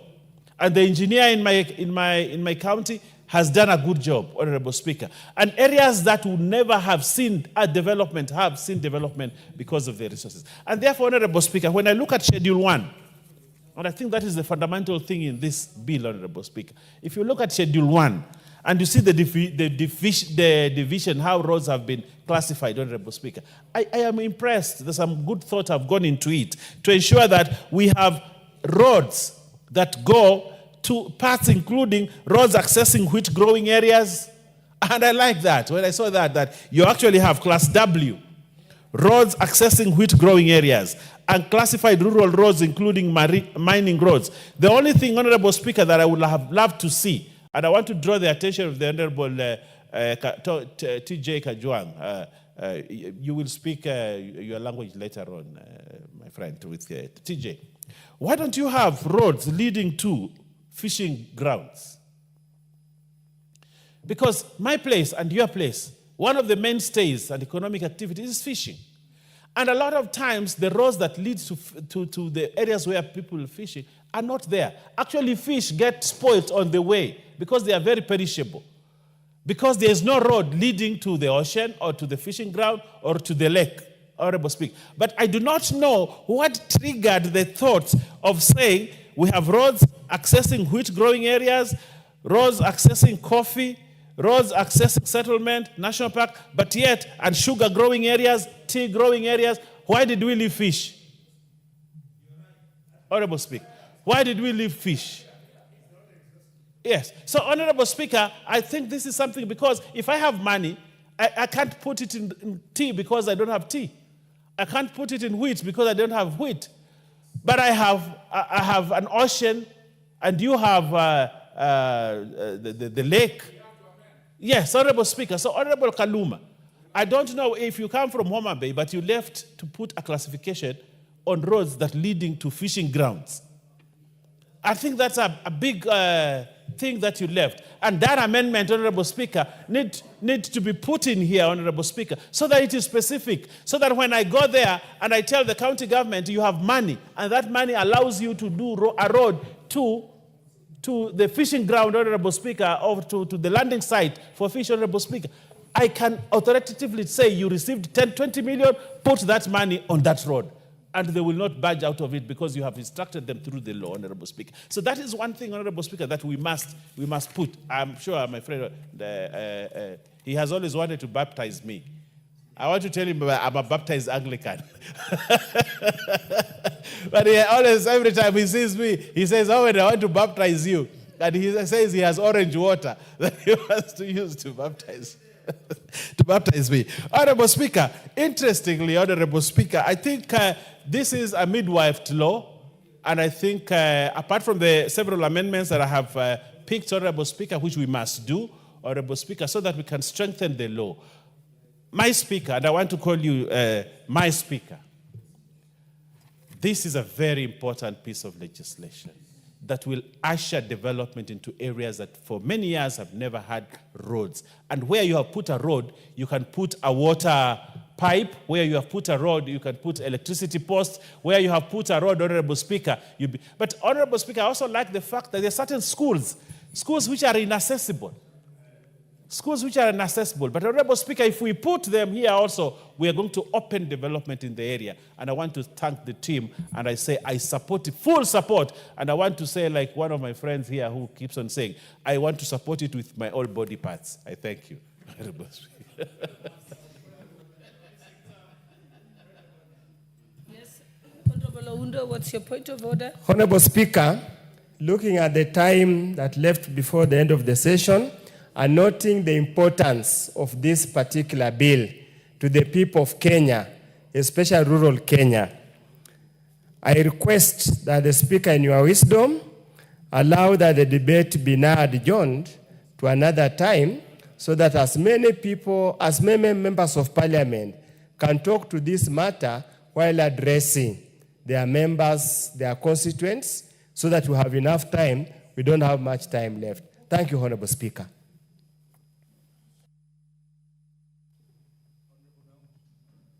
Honorable Speaker, Honorable Naomi Wako is seconding.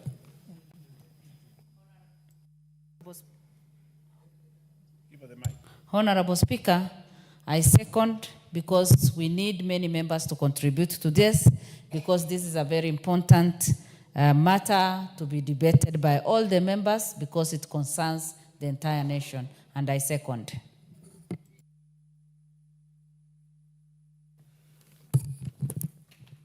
Honorable members, in accordance to Standing Order number 96, I now propose that the Kenya Roads Amendment number 3 Bill, National Assembly number 34 of 2025, be now adjourned. May I put the question? Honorable members, I now put the question that the Kenya Roads Amendment number 3 Bill, National Assembly number 34 of 2025 be now adjourned. Will as many as of that opinion say aye? Aye. Will as many as of the contrary opinion say nay? The ayes have it. Next order. Next order. Order number 14, motion, consideration of the 5th report on examination of financial statements of selected state corporations. Okay, Chairperson, Public Investments Committee on Social Services and Administration and Agriculture, Honorable Wangwe, are you ready? Yes, I am. Okay, you may proceed. Thank you, Madam Speaker. Honorable Speaker, allow me on the onset to move that this House adopts the 5th report of the Public Investments Committee on Social Services, Administration and Agriculture on its examination of financial statements of the following state corporations laid on the table of the House on Tuesday, 5th August 2025. 1. National Hold on 1 minute. I think we need a sergeant at arms here. Kindly, you may proceed. Mm-hmm.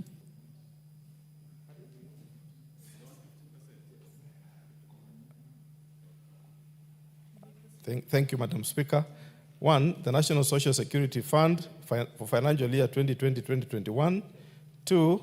Kenya Marine and Fisheries Research Institute for financial year 2019-2020 to 2020-2021. 3, National Hospital Insurance Fund for financial year 2018-2019 to 2020-2021. And 4, Kenya Broadcasting Corporation financial years 2013-2014 to 2018-2019.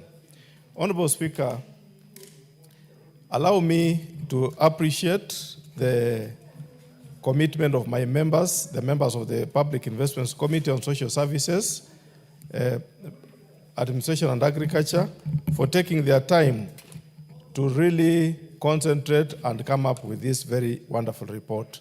Honorable Speaker, allow me to move the House in two lots, Honorable Speaker. The first lot being the observations as general and their recommendations thereto, and the second lot, Honorable Speaker, being the specific individual parastatal and the observations and recommendations thereon. Honorable Speaker, cross-cutting issues that came up during our interrogation include, Honorable Speaker, 1, lack of possession and ownership documents on land and buildings. Honorable Speaker, all these 4 parastatals, Honorable Speaker, showed a sense of lack of possession for either one property, 2 or many other properties, some to even 32 parcels of land, Honorable Speaker, which did not have the ownership documents and their buildings their own, Honorable Speaker. Honorable Speaker, a case in time is the case of Kenya Broadcasting Corporation, whose 32 number parcels of land do not have title deeds or legal documents, Honorable Speaker, including the property onto which, Honorable Speaker, the broadcasting house is sitting on, LR number 209/5918. Honorable Speaker, there is also the issue, Honorable Speaker, that now the committee felt to recommend, after observing the generality in terms of how much land did not have title deed with respect to Kenya Broadcasting Corporation. Also, Honorable Speaker, National Hospital Insurance Fund, the defunct, does not possess ownership documents for land reference number LR 24968, measuring 10 hectares situated at Karen, valued at 93,712,675. That is the valuation as at that time, not as at now, Honorable Speaker. Further, the parcel of land is in dispute and the matter is in court. Honorable Speaker, since 2008, the matter has been in court and it is still dragging in court. What are we saying, Honorable Speaker? That within 3 months upon adoption of this report, let the accounting officers, Honorable Speaker, liaise with the cabinet secretaries for the respective state corporations, Ministry of Lands, Public Works, Housing and Urban Development, and the National Land Commission, and fast-track the process of acquiring title deeds, resolve disputes between the state corporations, and ensure legal actions are taken against private individuals who have illegally acquired public land. Honorable Speaker, whereas these people, these agencies pose like they don't have the land, the documentation, private individuals, Honorable Speaker, encroach on these parcels of land and they keep on saying they are in court. So you cannot evict them. They have put an injunction, and Honorable Speaker, public land is in a mess to that extent, Honorable Speaker. Honorable Speaker, we also made a second recommendation that within 6 months upon adoption of this report, the accounting officers through the National Land Commission should prioritize and expedite resolving ownership issues surrounding parcels of land belonging to their state corporations and report its status back to the National Assembly. Honorable Speaker, not just to resolve, but also to make a report back to this House so that the House is acquainted and sees of the ownership of the various parcels of land. Honorable Speaker, the second general issue that cuts across these 4 parastatals is delay in availing documents to the Auditor General. Honorable Speaker, the Auditor General is a constitutional office that requires that any organization and receiving money, public funds, must be audited, Honorable Speaker. And the only body that should audit is the Office of the Auditor General, as provided for under Article 226 of the Constitution, and particularly looking at Section 68(2) of the PFM Act of 2012, read together, Honorable Speaker, with the Public Audit Act.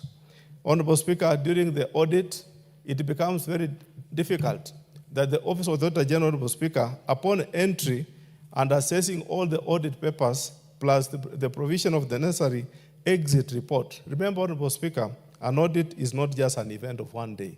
It's a whole process. It takes time, entry into the organization, preparation of the document, writing of the final document, Honorable Speaker, a draft, and then finally preparing the final statement. It's normally a process, but it's still this process, whereas there are various notes back to the agency, they don't respond. But when they hear, Honorable Speaker, that they are coming before Public Investments Committee, all accounting officers with their volumes and volumes of their papers appear before our committees, yet, Honorable Speaker, they don't want to give auditors this document at that time. What do we recommend, Honorable Speaker?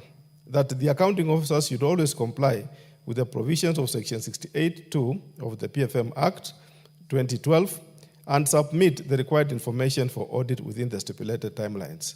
Honorable Speaker, remember the case of timelines, which has really been ruled by now, that we must adhere to timelines when it comes to reporting, and similarly, Honorable Speaker, preparation and finalizing of the audited accounts has also the timelines there too.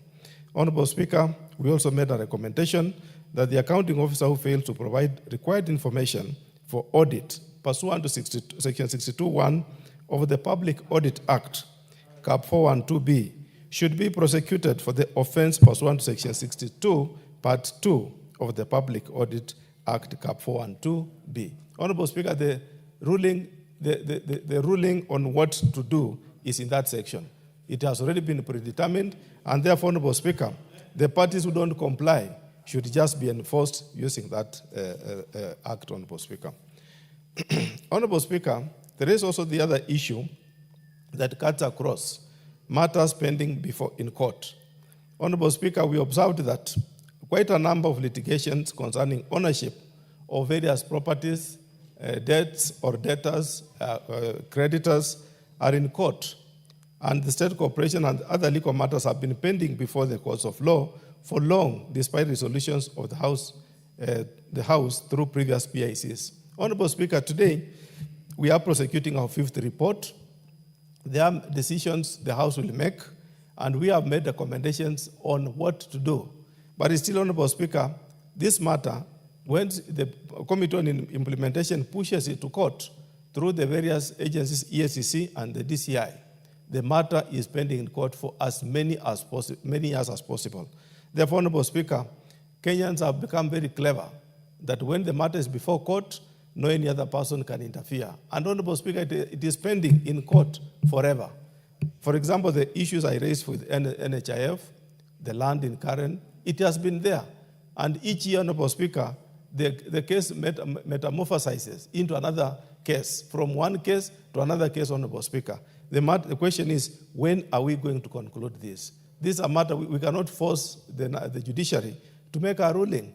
But Honorable Speaker, the people, the clever Kenyans who take this matter before court, forces the court officials to put it in such a way that it has to be listened to all through. Therefore, Honorable Speaker, this is a very tricky issue that we all need to come up as Kenyans and say, how long should these court cases take? So that, Honorable Speaker, Kenyans want to see public land and public utility in the hands of the public. Not, Honorable Speaker, public utility is in the hands of the private persons.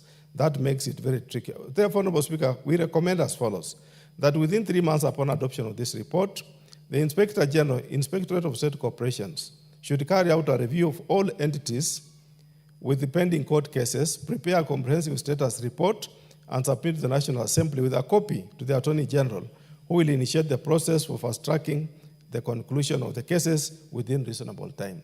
Honorable Speaker, let the Attorney General, being the person who can link up between the executive and the judiciary, handle this matter so that he can expedite and inform maybe what the decision of the judiciary, especially from the President of the Judicial Service Commission.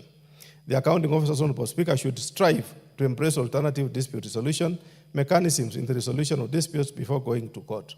Honorable Speaker, you find a small issue, not really small per se, because no matter is small before court, but an issue that would have been resolved outside court ends up in court. It takes 10 years to be resolved. Yet, Honorable Speaker, the matter could have been put to a certain administrative committee within the government. A state agency suing another state agency, Honorable Speaker. The matter is pending before court. Nothing is moving. No Kenyan is enjoying the possession of a state property. Honorable Speaker, cross-cutting issue that we also observed is delayed accountability of interest.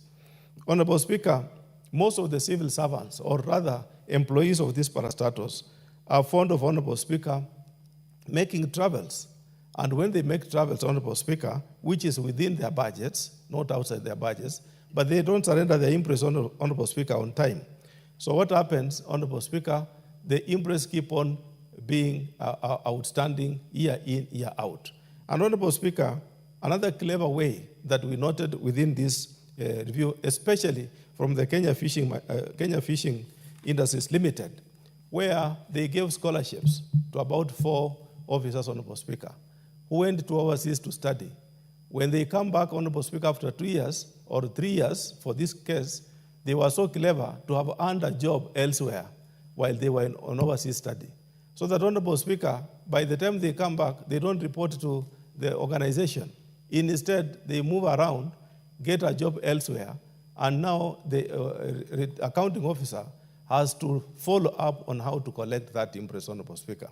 A situation which, Honorable Speaker, we feel all organizations sending out their officers must bond them.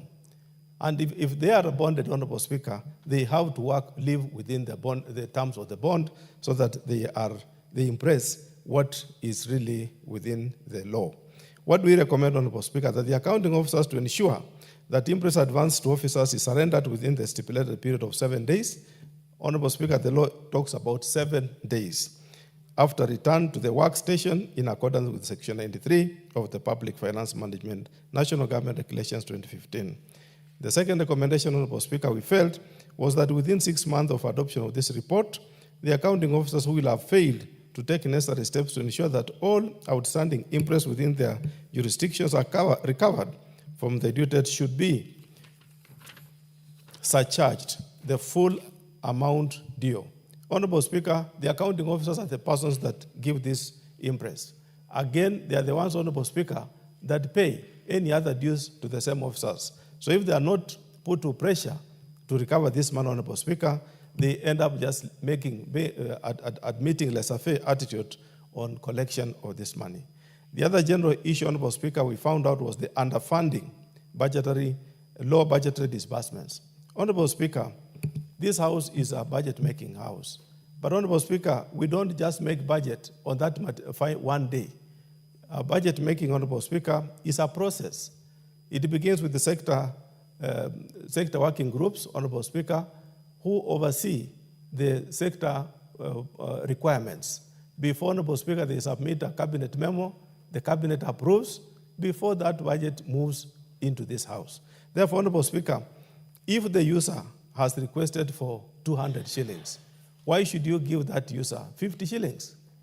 Honorable Speaker, we felt as a committee that let the National Treasury review the overall budget requirement of the various sagas and ministries so that they can budget, allow them resources which are meaningfully within what they are requiring. Therefore, Honorable Speaker, what do we recommend? That the committee recommends that the Cabinet Secretary, National Treasury, endeavors to allocate and disperse, not just allocate, Honorable Speaker, but also disperse funds as appropriated to the state corporations funded by the national government. The Cabinet Secretary, National Treasury, should ensure at all times that the budgets are realistic, achievable, and always adhere to annual work plans, procurement plans, and revenue collection capabilities of the respective corporations in compliance with Regulation 44.2 of the PFM National Government Regulations 2015. Honorable Speaker, the most challenge also has been that, yes, this House will appropriate the money. How about disbursement, Honorable Speaker? Year in, year out, month in, month out, no money will move from National Treasury to various sagas. We are also requesting that let the National Treasury adhere to their obligation. Honorable Speaker, allow me to move the House to individual specific agencies as listed in this report. Beginning with the National Social Security Fund, Honorable Speaker. Honorable Speaker, what we observed as a matter of concern that I want to highlight, among others, this is just a synopsis, Honorable Speaker. Most of the other issues are in the main report, is the issue of rental debtors, Honorable Speaker. Honorable Speaker, in this financial year 2020-2021, NSSF, Honorable Speaker, witnessed an increase in debtors of 230,962,739. And the issue of debtors, Honorable Speaker, in overall totaling of 541,755,371, which have been outstanding for more than 2 years. And Honorable Speaker, this being 2020-2021, the main issue that the NSSF attributed this shift increase was due to COVID-19 pandemic, which hit the whole world. Honorable Speaker, the explanation for the cause of the delay in recovering is untenable, since the 2 years the debts have been outstanding was beyond the issue of COVID-19. Honorable Speaker, most of the agencies, when they appear before us, and you are reviewing the year 2020-2021, the first thing they say is this was a COVID-19 year. But how about, Honorable Speaker, when you go 1 year behind and 1 year forward, you find that the 2-year elasticity check proves that this was not the point. There is much more than the issue of COVID-19. What do we recommend, Honorable Speaker? That within 3 months upon adoption of the report, let the Auditor General review composition and position of the rent debtors and report the subsequent audits, report in the subsequent audit cycle of 2023-2024 in accordance with Article 2294 of the Constitution. So that, Honorable Speaker, we follow up. Let the auditor pick it, and again in the year 2023-2024, report in the final audit as we go forward. Honorable Speaker, the other issue that is of interest that I need to highlight to this House about NSSF the year 2020-2021 is the issue of budgetary control and performance. Honorable Speaker, the fund indicated that they tried to fill the vacant position via advertisements, which was key, because, Honorable Speaker, they felt that they were not able to meet their budgetary performance targets because of lack of staff. So, Honorable Speaker, they tried to fill this vacancy via a Daily Nation of 2015, but however, Honorable Speaker, the under-absorption of the year ending 30th June 2021 could not be affected by the transactions of 2015.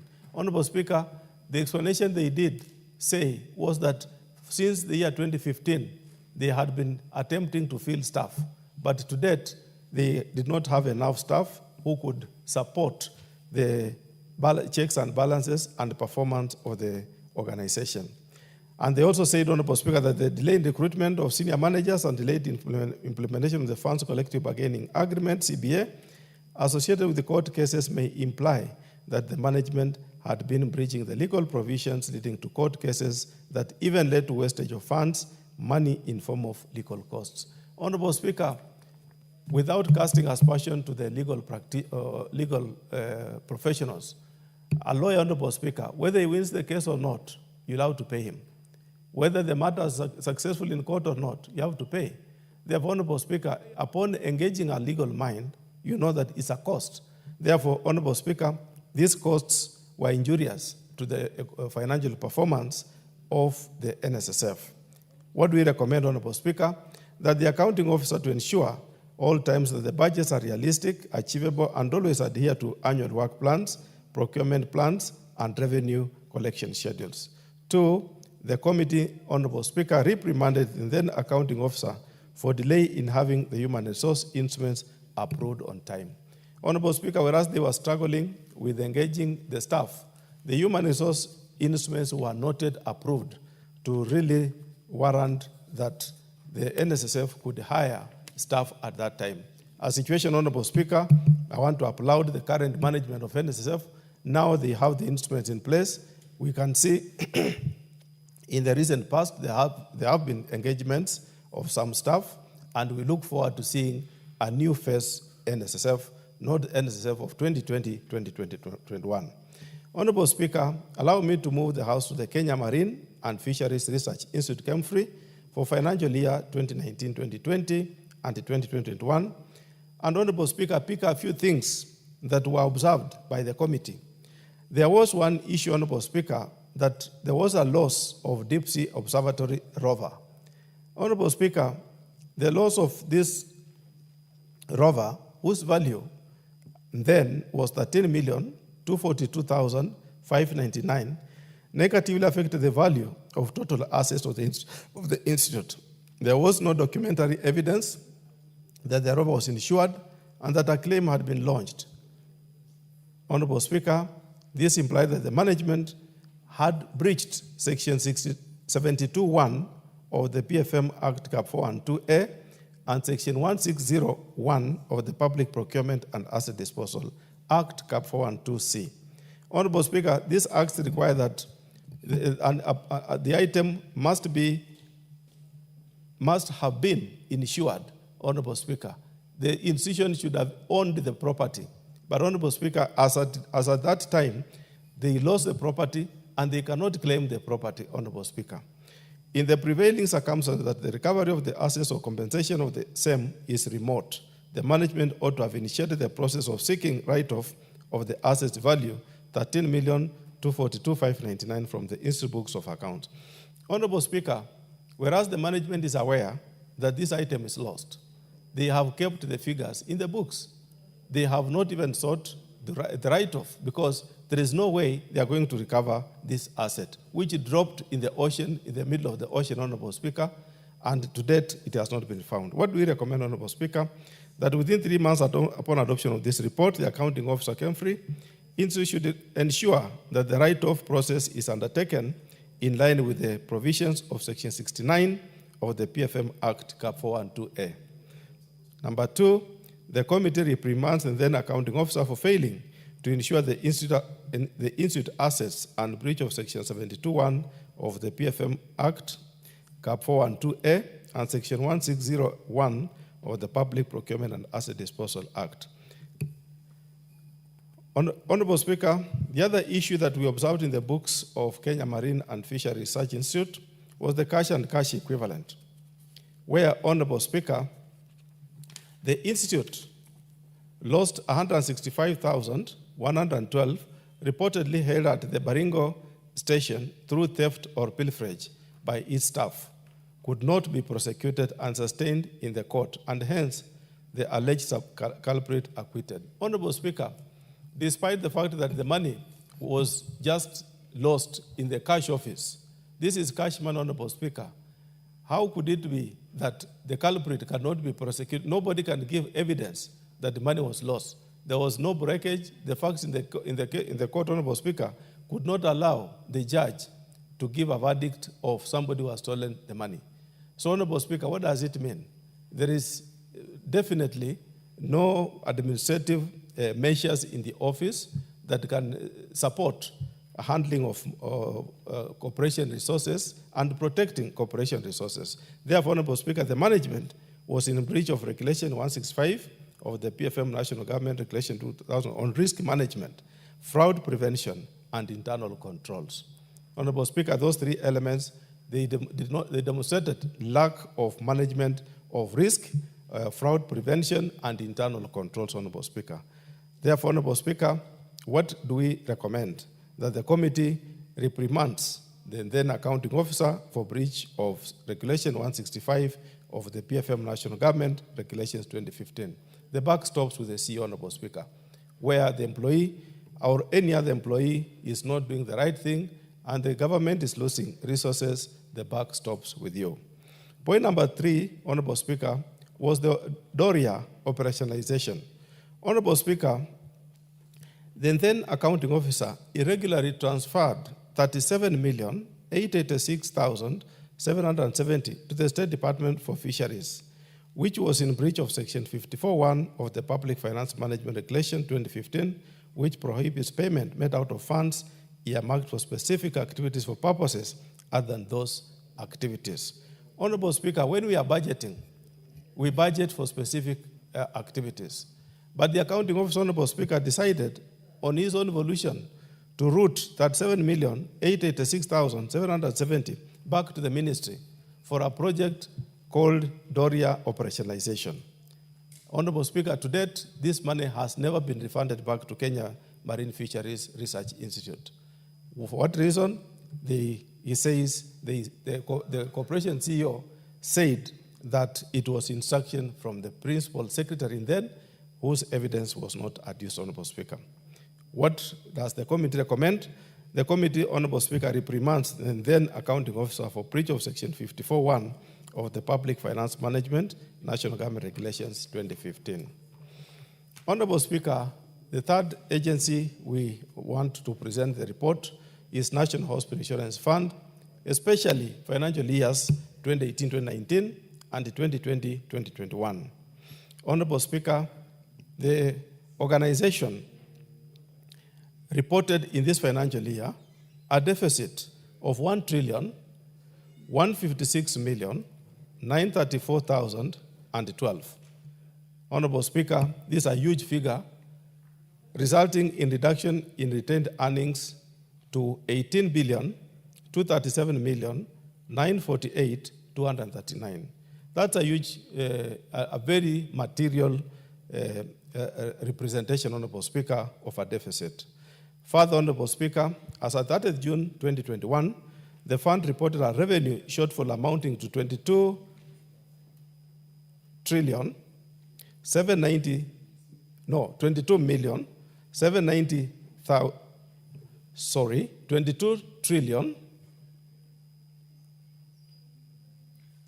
22,790,080, wherein the actual receipts were 22 trillion, Honorable Speaker.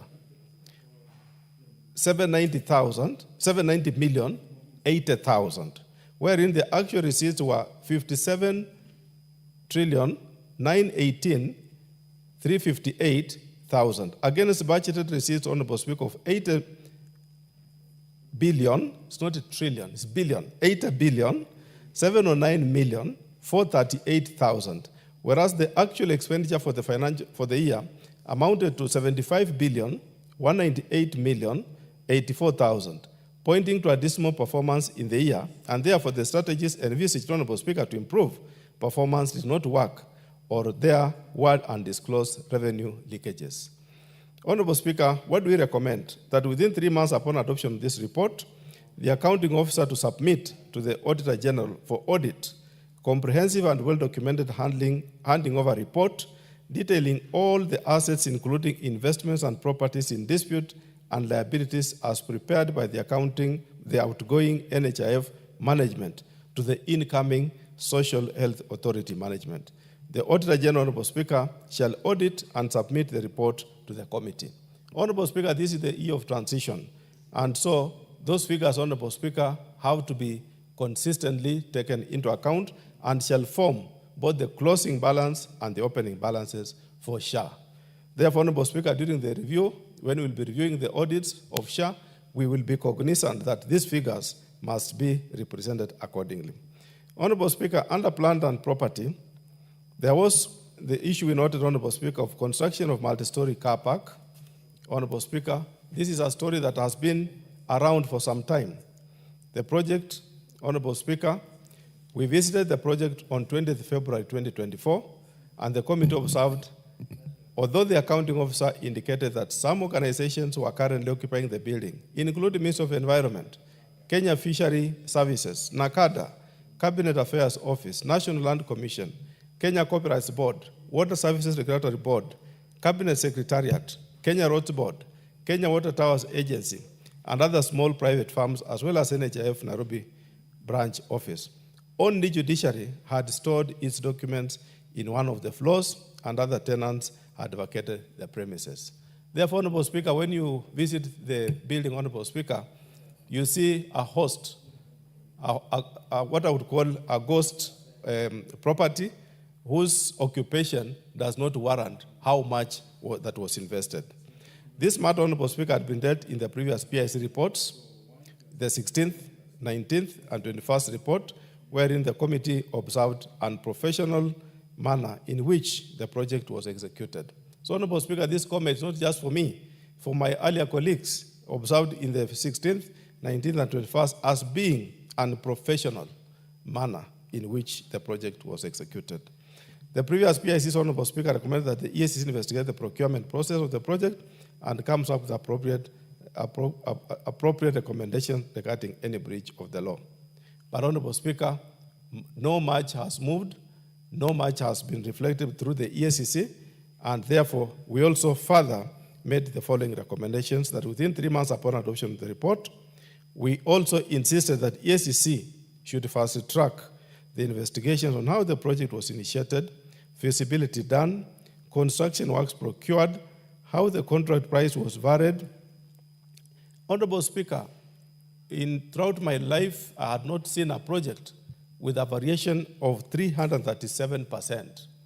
This is the first time I came across a project with a variation of 337% over and above the original contract sum, Honorable Speaker, of 909,709,305 in breach of the law, and eventually how the vehicular lift was introduced midway into the project. Honorable Speaker, this is a project that is a case study of corruption.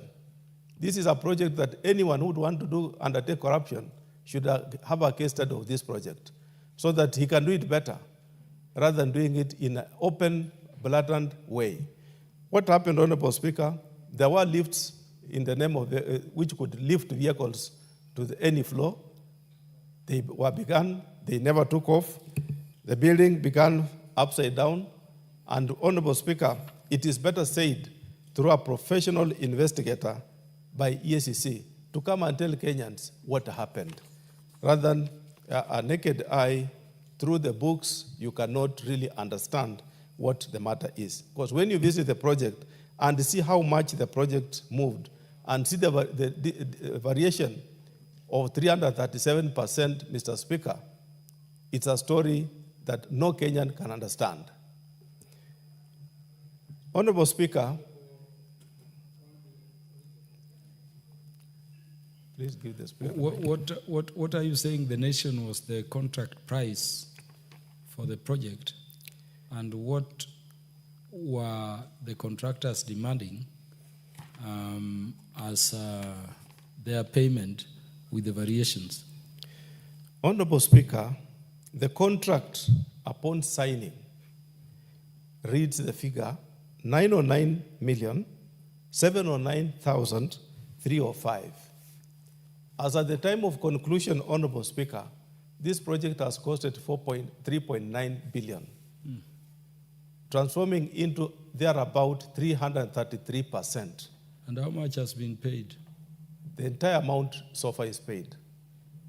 That is that thing next to NHIF.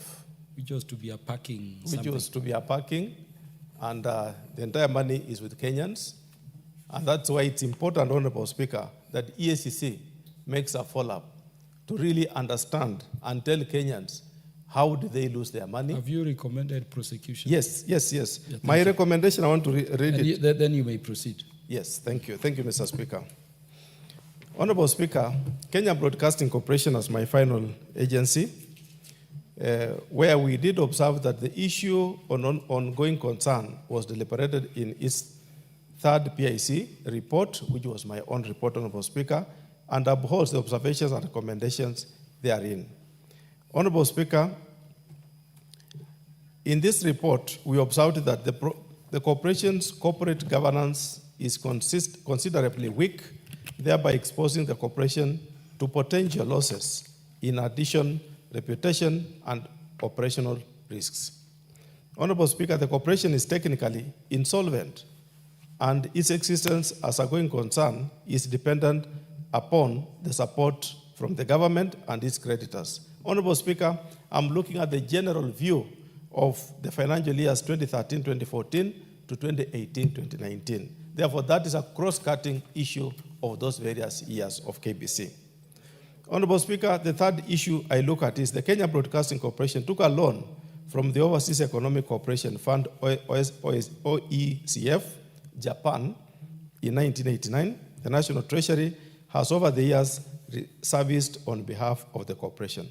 Honorable Speaker, this is an issue which the national government needs to make a decision, and especially the head of National Treasury should look at. The ministry has been paying the loan. It has finished paying the loan to overseas lender. But Honorable Speaker, this loan is in the books of KBC. What does it mean? That when KBC is making its financial statement reporting, it reports with that huge borrowing. Why should the National Treasury pay the liability out, but leave the liability in the books of KBC? It doesn't make a commercial sense. Instead, it makes all MDs to operate at a deficit, and no day KBC will appear attractive, making it easy for any MD to mess up the accounts of KBC. Honorable Speaker, this loan was received in the form of equipments which were rendered obsolete because of the liberalization of the electronic industry in the 1990s and the migration to FM radio stations. Honorable Speaker, after all, the loan was given in kind, meaning we received the equipments, but over time, Honorable Speaker, the equipments are obsolete. They cannot form part of the strategic investment of the enterprise now. What do we recommend, Honorable Speaker? We recommended that within 3 months upon adoption of this report, the EACC to investigate whether there are any financial leakages, financial impropriety, should any person or officer be found culpable, the DPP to prosecute, initiate legal action with a view to holding the responsibility persons accountable for the financial leakages and financial impropriety. Second recommendation, Honorable Speaker, is that the committee recommends that KBC diversifies its revenue base to reduce over-reliance on government support. Honorable Speaker, in the broadcasting space, how I wish Honorable Kiari would be here. It's not only KBC. We have very many stations. Royal Media is a big house. They make profits. Their balance sheet is healthy. We have very many young broadcasting houses. Yes, KBC is a government broadcasting house, but it is always reporting losses. Why is it that they cannot do something better? Yes, they can. So that's why we are saying they must now reason, think outside the box, and come up with something better.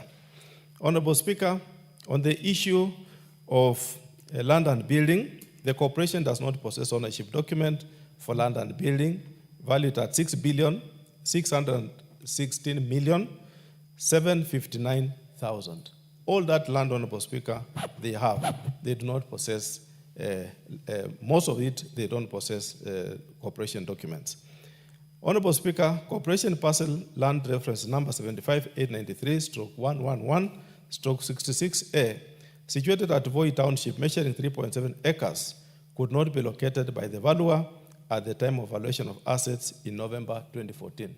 Honorable Speaker, it was very tricky that the corporation has invited a valuer. He's supposed to go on site to value, and he cannot trace the land. What does that mean, Honorable Speaker? The land is in paper, but there is no physical land. The corporation's parcel of land reference number 75893/111/64A.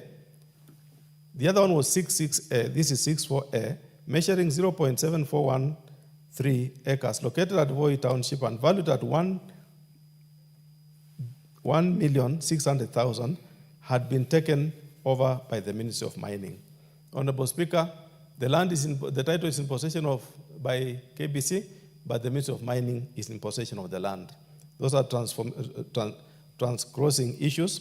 The corporation parcel land reference number LR 11773, Ngong TX station, located at Kajiado County, differed in size, as the letter of allotment indicates that the land is 3.41 acres, which is 13.53 hectares, while information available indicates that the actual size on the ground is 124.79055 acres, valued at 2,700 million.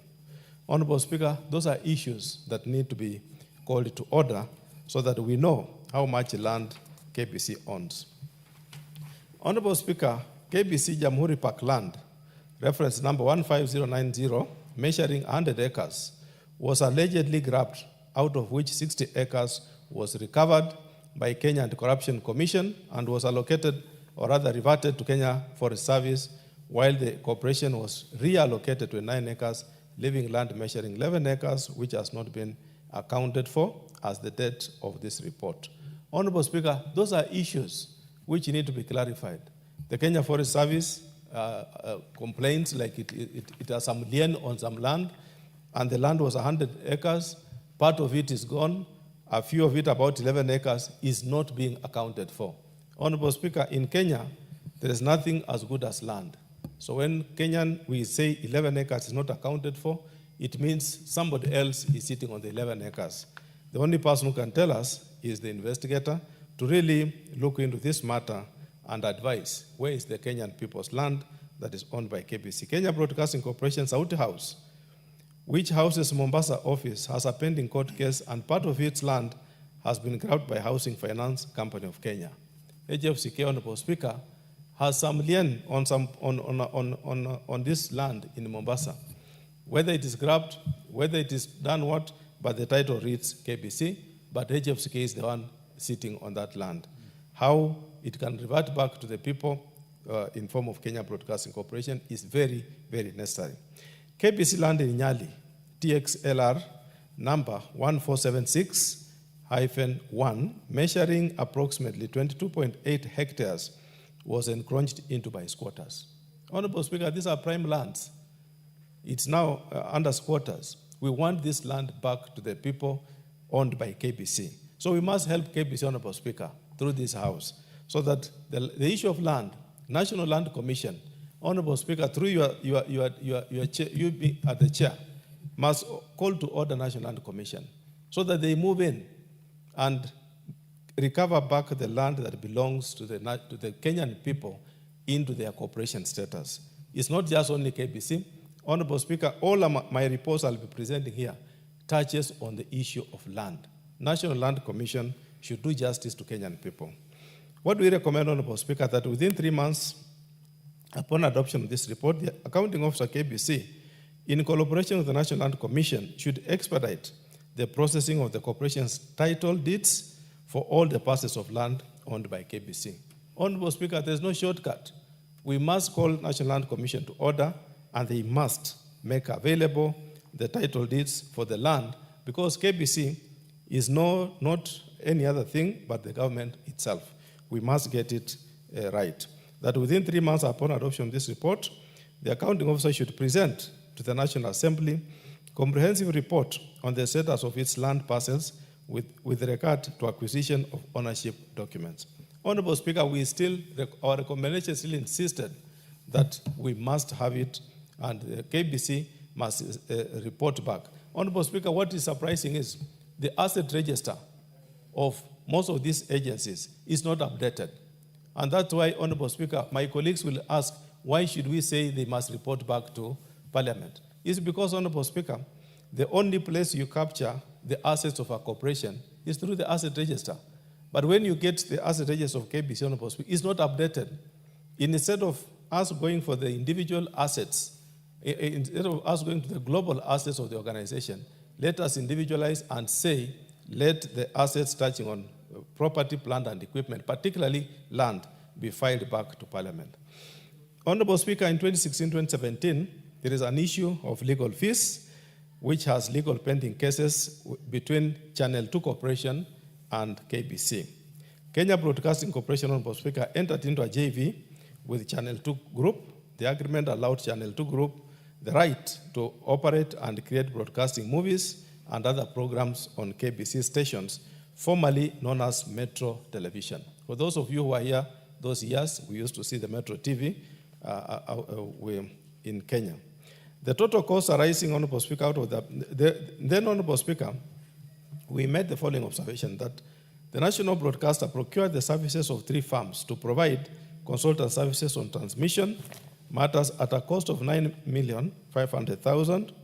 Consultant service on accounting issues at a cost of 8,432,000.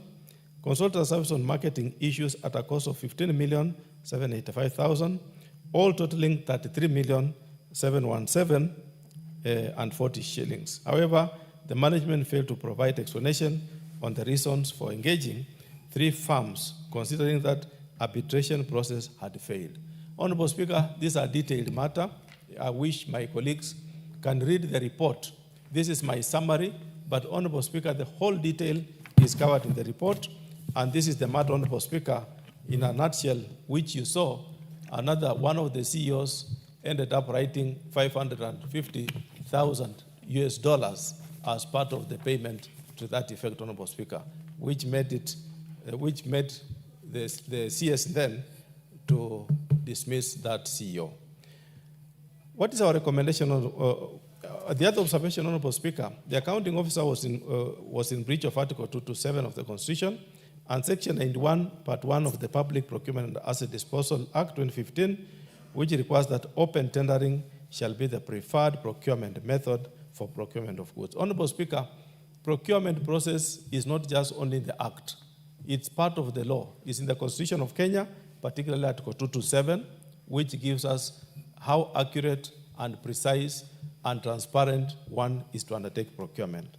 What's the recommendation, Honorable Speaker, that we came up with? That the committee reprimands and then accounting officer for failure to adhere to that article, since, Honorable Speaker, it did not comply with the requirements of Article 227 of the Constitution of Kenya with respect to procurement. Honorable Speaker, Part 2, that the accounting officer, KBC, should embrace alternative dispute resolution mechanism to bring the case to its logical conclusion. Honorable Speaker, without interfering with the matter in court, this is a matter that's also in court, but we feel should chance allow that they can resolve the matter outside, let them do so, but not necessarily forcing them for that matter, only if the situation will allow them to do so. That, Honorable Speaker, the committee reprimands and then accounting officer for failing to undertake proper feasibility study before signing the JV with Channel 2 Group. Honorable Speaker, the JV is amorphous. The document that was tabled before the committee is not conclusive. Some pages are not there. I cannot stand before this House, as I'm doing now, to confirm, Honorable Speaker, that the document that was filed before the committee consists a joint venture contract, because most of the pages are missing. And you cannot really read from one page flowing to the other. It's a flawed document that we got with that respect. Honorable Speaker, we then recommend that the committee recommends to conduct an inquiry on the circumstances surrounding the joint venture agreement between KBC and Channel 2 Corporation. That, Honorable Speaker, it is not just only the Committee on Public Investments. Generally, we recommend that we open up an inquiry into the joint venture agreement so that we can understand what really happened between the Channel 2 Corporation and KBC. Honorable Speaker, asking the legal team, the matter being before the court in London, we felt we could not open it for now, as maybe part of the issues raised might jeopardize the outcome of the case, and that's why we left it at that level, so that immediately the other parties concluded, we can be able not to really make the process in the court be jeopardized. Otherwise, Honorable Speaker. Is the matter before court under active litigation, or it is just lying there? It's active. Okay. And actually, we are waiting for the decision. Most of the two parties have submitted, and what we are waiting for is the decision by the court. And any kind of disclosure of any information could have jeopardized the outcome of that case. Honorable Speaker, as I wind up, allow me to really thank the Clerk of the National Assembly, together with the Directorate of Committees, particularly the Directorate of Audit Committees. Thank my colleagues for tirelessly working on this report. Thank my Secretariat for taking time to compile 4 agencies at one report. Honorable Speaker, it's very tiresome. And particularly, Honorable Speaker, my colleagues who are in this House, the Honorable Ward Chief, whom I would want him to second the report, the Honorable Kosgei, and all those colleagues who took time to really look into the matters that were canvassed in this report. That it's not easy, Honorable Speaker. It's not taken for granted. As your chair, I'm only eligible to lead the committee, but the issues canvassed here were really dealt with by all the members, whom I want to thank. And also thank you, Mr. Speaker, for giving me ample time on odd days of working in the chamber to sit down with my committee and deliberate. I most sincerely thank you and owe a lot of gratitude to you and the entire House for looking at this report. Thank you, Honorable Speaker. I beg to move and call on the great member of Ndiwa. Honorable Wangu, it is always a pleasure to preside when you are moving a report. And I wish all audit committees would be like this. I know all members who have been with you in this report and the previous one would agree without much debate, including Honorable Dr. Wilberforce Oundo. I can see agrees. But tell me, you are the chair in charge of Public Investment Committee on Social Services, Administration and Agriculture. Yes, sir. What does administration cover? Does it include these matters falling under security, police, and those other? Yes. And this administration covers matters touching on what you mentioned, the Kenya School of Government. Now, listening to you, yes, before you conclude, makes me think that, there is some structure we have on Bagati Road. The facility we were building for National Police Service. Yes. To deal with those specific injuries that they may suffer when they are, securing Kenyans. Yes. We budgeted under the Committee on Administration and National Security then 400 million just to build that thing. Yeah. And if you look at that thing, it cannot be beyond 400 million. It is complete, it is ready. Remember, in terms of implementation, we were told, why contract private people when we have Kenya Defense Forces with engineers who can build it? Yes. Soldiers are available. Implementation went to KDF. KDF contracted it to a third party. And so you see money which was budgeted under the committee, charge of administration and national security, somehow goes out of a known structure to Kenya Defense Forces. Kenya Defense Forces, instead of building it through the soldiers, contracts it to a third party. That facility is not ready. Our police officers are being injured. The contractor is now claiming another 1 billion to deliver that project to serve the police officers. I would request that with this detail, you've always gone through your work with your esteemed committee members, make that your urgent business so that we can deliver that project to the police. So many who are being injured while securing Kenyans. And so that if there is anything like quantity survey in the similar manner you are recommending to NSSF, that ugly thing we are seeing there. Yes. It's crazy when we hear over 3.5 billion has been paid for that nonsense by the road. So go with the speed so that that facility can be available for the purpose that we targeted. The police now only have some facility at Kanyonyo.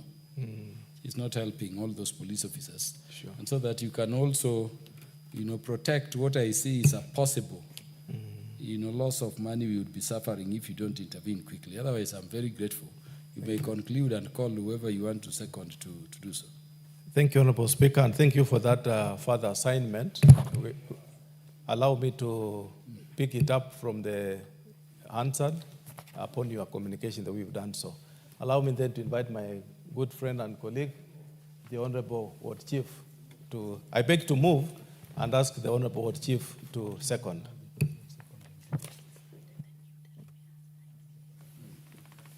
Yes, Honorable Martin Owino, the Ifondeo constituency will second.